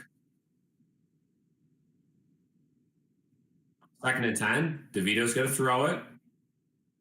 Rolls out and caught. I think it's going to be a yard short, though. So 3rd down and 1 coming up for the Giants. See if this Bills defense can get the stop here.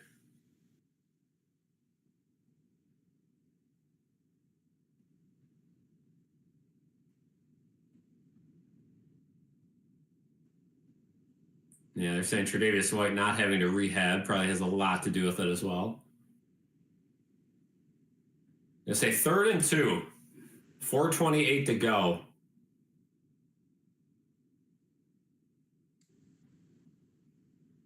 It's going to be a pump fake. They go out wide. Olszewski, and he had to dive to catch the ball. Wild throw, and he only ended up getting a yard there. DeVito wants to go for it. Let's see what Daboll decides to do. I mean, you got to punt this, right? DeVito's not very happy with Daboll's decision, but they will punt it back to Buffalo, and the Bills will probably have decent field position when they get this ball. So this is going to be a good ending to this game.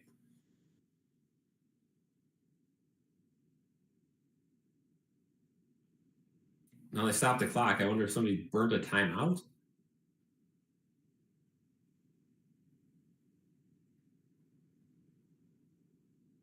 Oh, we're going to have a virtual chain gang. The first of the game, maybe first of the preseason. I haven't seen this.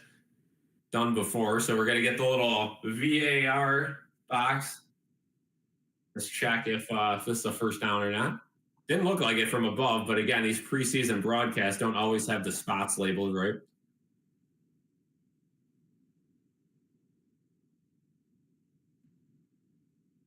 Yeah, I mean, on the field, it looks like a half-yard short at least.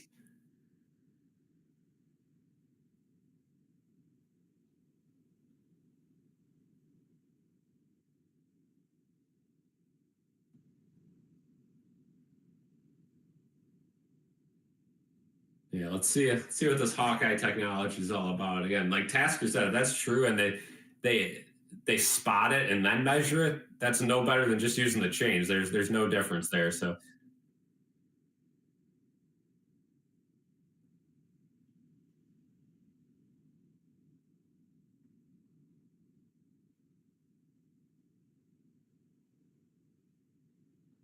yeah, this has taken a long time to get this up.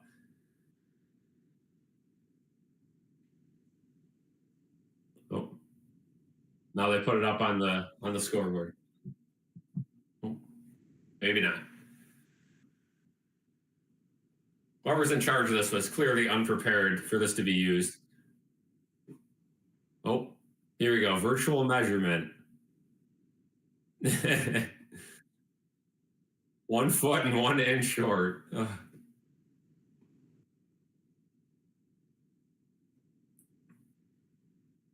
Yeah. So again, potential good thing if they switched it to where the ball actually was, but so now Tommy DeVito's going to stay out there. So yeah, we'll see if it's a hard count or not. But if you don't pick this up, I mean, you're already in field goal range for the Bills. See if they try to hard count it. I think they're going to play that. It's short enough. Yep, play clock gets going here. So 25. Let's see if they try to get a young Bills defense in right now to jump.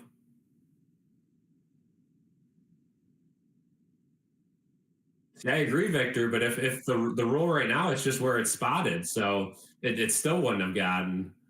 They still wouldn't have gave Allen the first down. And yeah, they're just trying to count there. Not going to work. And they're going to have a delay game penalty. So the Giants don't waste the time out there, but they will take the 5-yard penalty, which will give the Bills even more room on this return.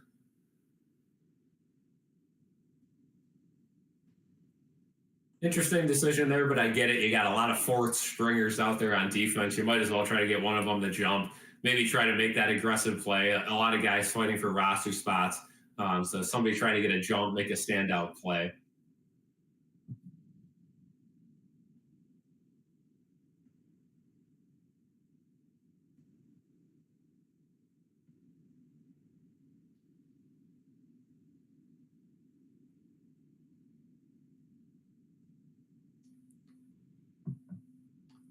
The kick bounces, and Handler is not going to touch it. Oh boy, bad stuff there. Rolls all the way down to the 20 and takes about 20 seconds off the clock.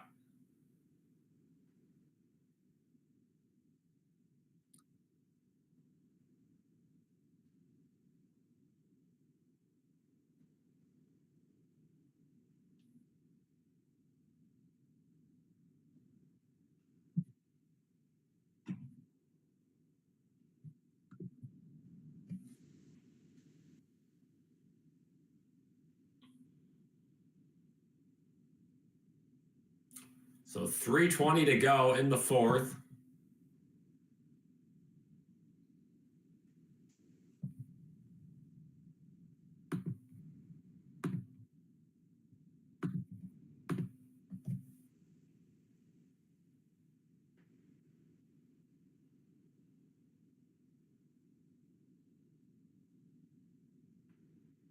So injured Giants player. So we're gonna hamstring cramp potentially.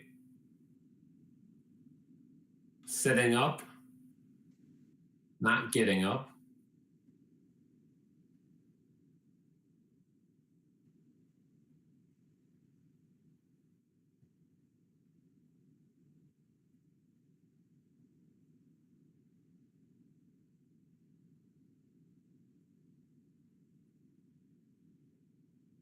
10 people in here. Be sure to leave a like and subscribe if you guys are new. It helps us out a bunch. Trying to hit 3K before the regular season starts. Very close. That's the goal here for the Bills. Have a game-winning field goal. Shane Buechele still hasn't thrown the ball in this game. First and 10 here for the Bills. Buechele, nice little screen pass there. Stephen Gosnell gets about 6 to 7 yards on the screen. Bills going to play a little tempo here. You don't have to hustle too much, but if you have a 3 and out or something like that, you'd like to have it in the least amount of time possible. So here we go. Under 3 minutes now, 2nd and 3. Bills in the huddle. Buechele taking his time, so maybe they're not too concerned about the clock. Bills line up in single back. Almost looks like they'll do a handoff here. Nope, he's got to throw it. Buechele looking for something. He goes deep, wide open. Wilkerson.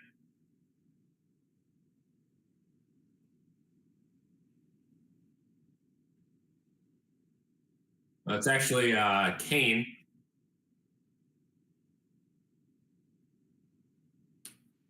Second and 34, Deon Kane. Oh, and a bad snap. Buechele, oh boy. Buechele loses it, and the Giants have the ball at around the Bills' 10-yard line. Oh boy, a terrible snap. And now the Bills, again, this game's not over. The Bills defense could force a field goal or have a takeaway. But, I mean, nothing Buechele could do about that. And then Buechele failed to fall on it, though. That was the issue that he had there. Oh, boy. Yeah, Don will be on. Don's on the podcast every week. Victor, if you watch the podcast every week, he's on there. He'll be doing some Sabre streams this year as well. Still same old with him. He's got, I believe, one more year.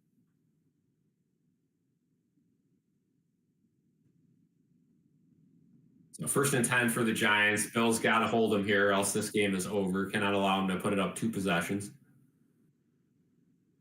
The little fake play. Oh, could have been a pick, but it's going to be a wide out there. That's going to stop the clock. So no gain on a little screen pass that stops the clock. 2:21.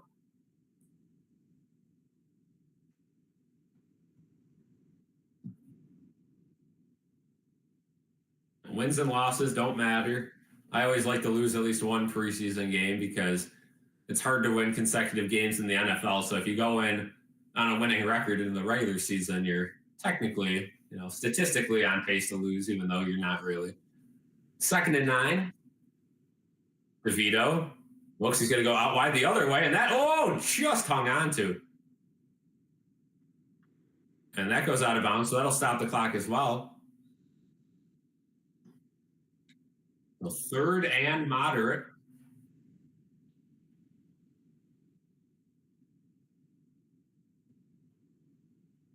3rd and 5, big play.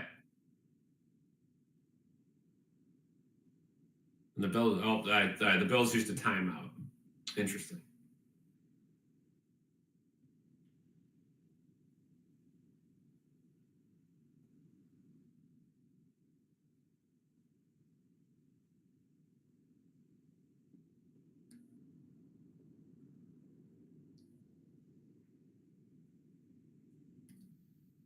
Third and 5. See if the Bills defense get a stop here.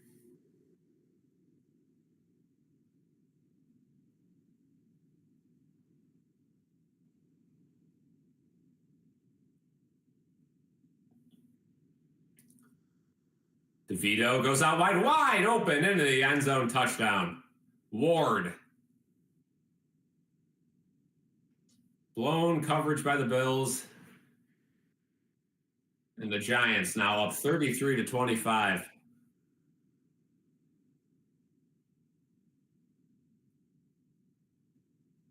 So Giants put up a 30 piece on this Bills broken defense.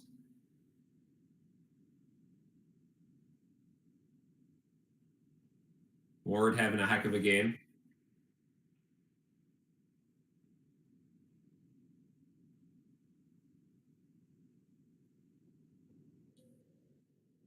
Extra point is up and good.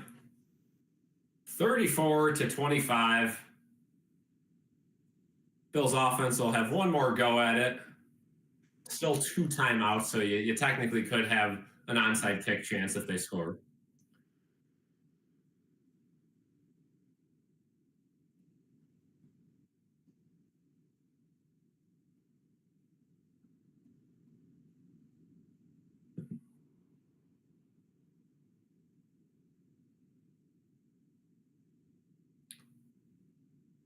So yeah, Mitch Trubisky went 9 for 13. Mike White 8 for 13.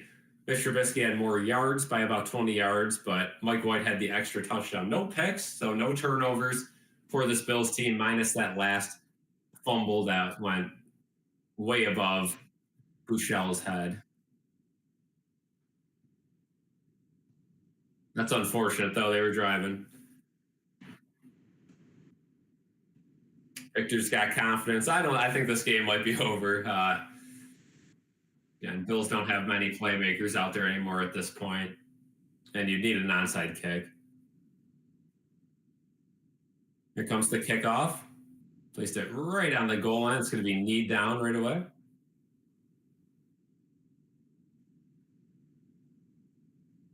Codrington that time taking the knee, not Hamler.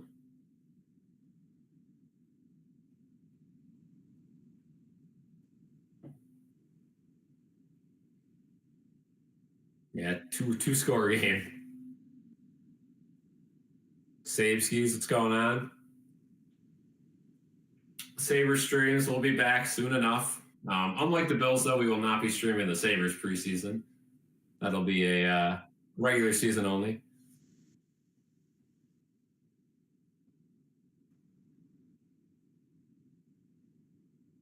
First play of this drive. Play fake. Right out wide to the check down. That's going to be Gosnell again, but he's going to stay inbound, so the Bills got to work quick here, and it's going to be the 2-minute warning anyway.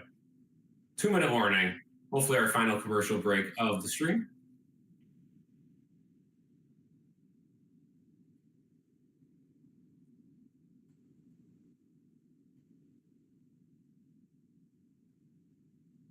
So while we wait for that, I'll give you my player of the game. Player of the game is going to be, might be a tie. Okay, I'm going in for season tickets, get them cheap, and they will be back in the finals in a half a decade. Yeah, it's going to be, I know opener tickets for the Sabres are about $30, which is probably the lowest price to get in to a season opener for the Sabres in quite some time.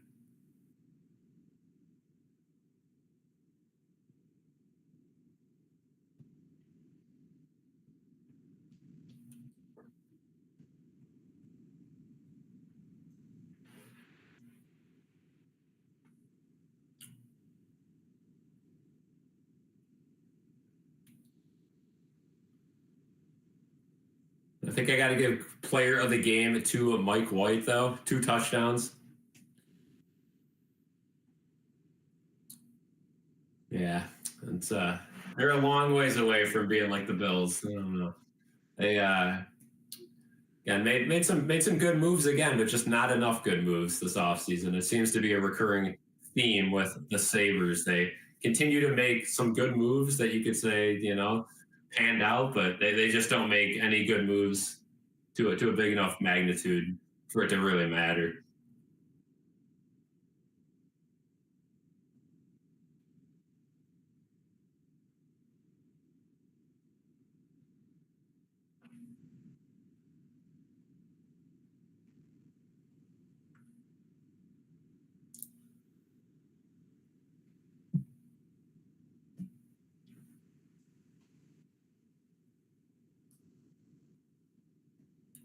Maybe the Bills can at least end off with some points here in this game, at least, even if they lose, end on a good note.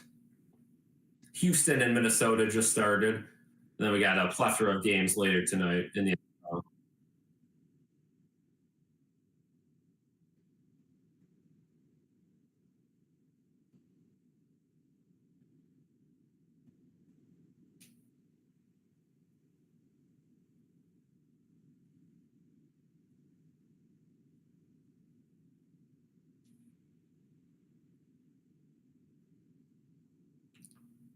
Yeah, only 4 million in cap space, but again, a lot of that's being used on like Jeff Skinner, like the buyout. I don't know. They just again 3 seasons in a row they've used injured players, Johnny Boychuk, guys like that, contracts just to get to the cap floor. So still a long ways away from contention with them, and maybe they'll change it up this year.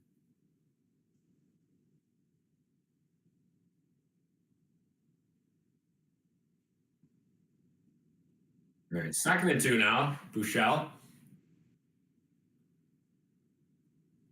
finds a wide open Goss now. Makes a guy miss. Good block by Gore, and he's down at the 48 on the other side of midfield.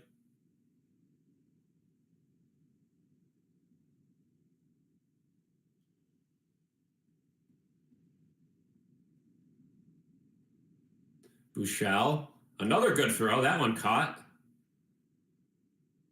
LaVisca Chenault. Oh, but there's a flag.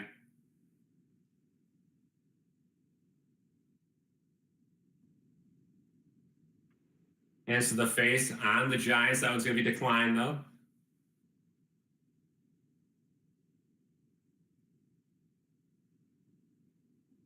I mean, $4 million could be the difference of. I mean, you look at this team, and the Sabres' first 2 lines are amid the worst first 2 lines in the league. Add a $4 million guy, that could change a lot. Bouchel looks, fires.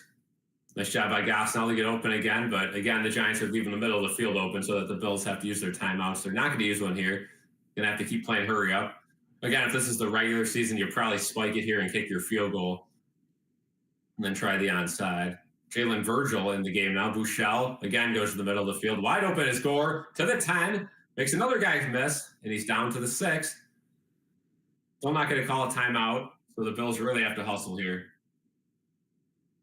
It's going to be all up to the onside kick with only 2 timeouts here. Bouchel looking.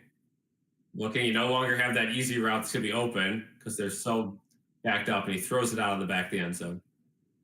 And there is a flag. Looks like it might be on the Giants. Roughing the passer. Wow. That'll be half the distance. And auto first.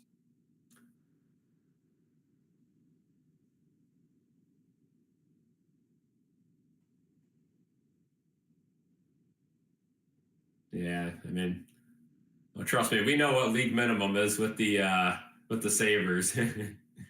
Signed about 5 of those guys. That's where they spend the money, though. I mean, on like guys like Justin Danforth and guys that won't see the NHL ice, but they'll give them that 2 million or 1 million. Jack Quinn made 4 million. That was an overpay, and you could certainly get better for 4 million. It's just getting them to Buffalo is the issue. You're going to have to overpay, and unfortunately, they didn't do anything with the money they got from the Jeff Skinner buyout. Now you're really screwed money-wise for this year. Tried to fade in the back of the end zone. Incomplete. Would be 2nd and 10 intended for Kane. But I have liked the moves the Sabres have done. I mean, you would have liked to get more for JJ Peterka, but again, I like both guys they brought in for him. It's just, not a great trade, but maybe it'll live up tonight.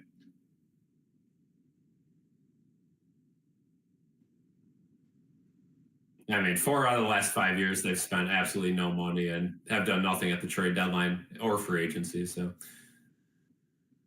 Bouchel looks, fires it up wide open. Oh, incomplete.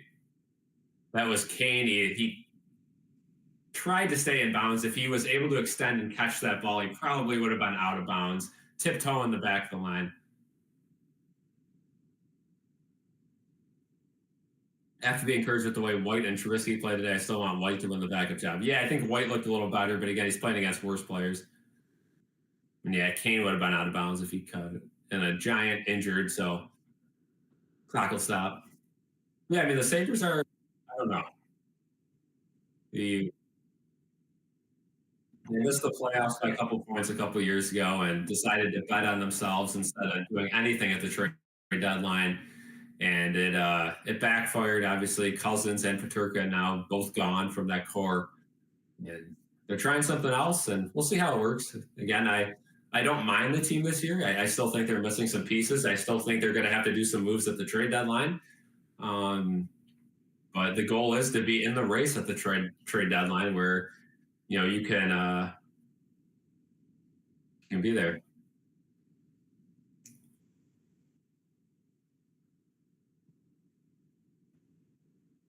Yeah, that Avs game, both of them were just terrible. And they've done just that, though. They've strengthened the back end. They've made the defensive core a very solid unit. The issue is the forwards are kind of weaker now, and the goaltending still might not be there. But again, hopefully we don't see 1-0 losses now and 2-0 losses. Hopefully they didn't overdo it there, but at least they're trying something else. Big handoff there, good chop block. It's going to be a floater, and it's caught on 3rd and goal. Sean McDermott calls his timeout. One was caught by Sokol. 39 seconds, a 4th and goal. The Bills call timeout here. I mean, again, regular season game, you'd probably kick the field goal here and keep yourself in the game, but preseason, you might try to get the touchdown.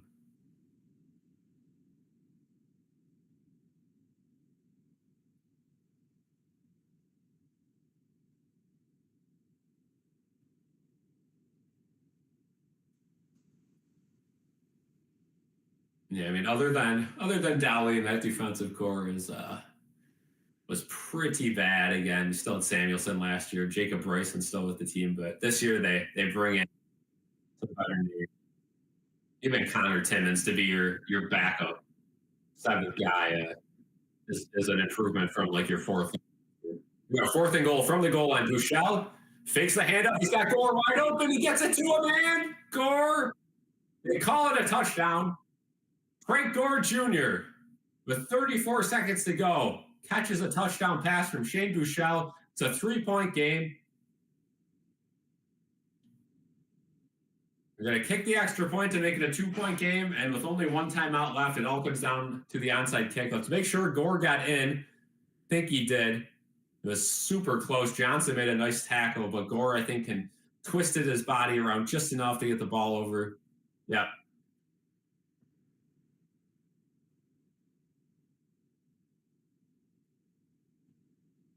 So good drive by the Bills there at the end, but keep in mind the Giants pretty much allowed the Bills to do that. Just wanted to take time off the clock.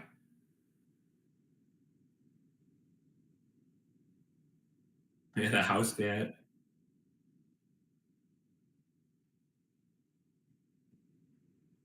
Yeah, I mean, goaltending, again, and the NHL in 2009 is completely different than the NHL today. And you could say that about any decade of any sport, like basketball. You can't compare mid-2000s basketball to today's game. But, yeah, you see the Oilers with bad goaltending make the finals back-to-back years. They don't win it, but they do make the finals. I don't think there's enough evidence here to take this back.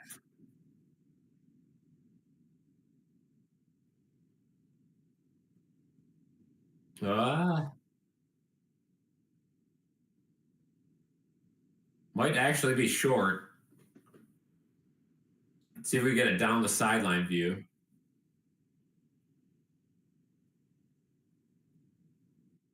And Bouchel, not a great throw, and you can't tell from that angle when he was down, but and under threw it quite a bit.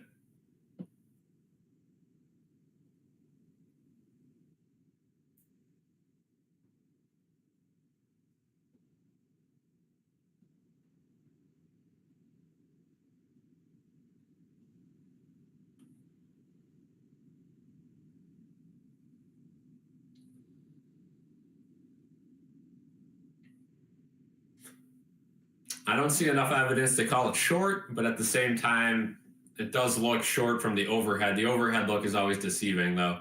You can't tell.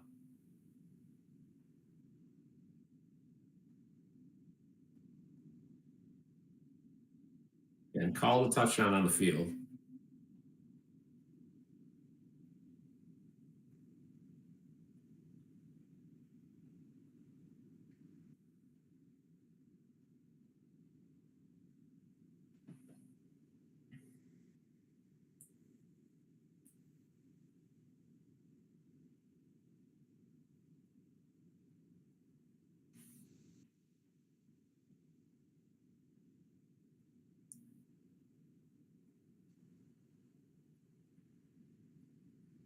Yeah, again, just like the Bills, they're a playoff appearance away from changing the franchise around and just don't seem to go for it. And they're going to call it short.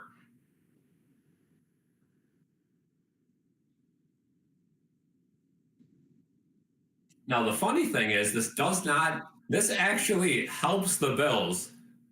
The Bills down by 9 now have to force a safety. And if they force a safety, it is a one possession game and they will be getting the ball back. So I think this helps the Bills. You would rather have a chance to get a safety here than onside kick. Onside kicks just don't work anymore. So let's see if the Bills can force a safety here. And if they can, they will get a chance. So this just got even more interesting. Let's see if they can force a safety. You got to sell out for it. Are they gonna? And they do push them outside. See if the Bills call a timeout. The Bills do call their timeout, so they'll have one more chance.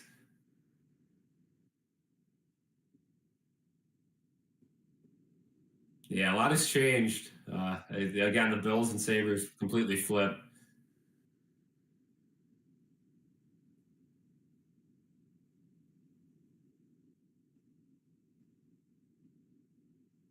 Truth. That sounds like a dream scenario.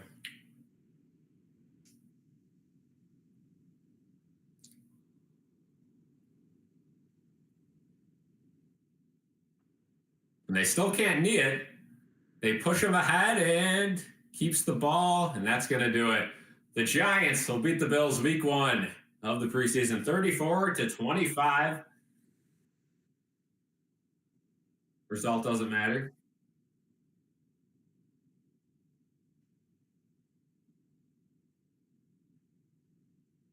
Sabeskis, I think you're pretty alone on that opinion. I know a lot of people in Buffalo would rather move the Sabres, but as somebody who is a big Sabres guy as well, I feel your pain. Thank you guys for watching this one. That'll do it for me. We're not going to have a post-game report, no post-game video. It's preseason. Not really much to talk about in this game.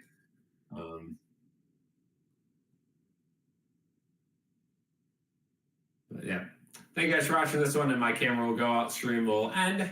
Peace out.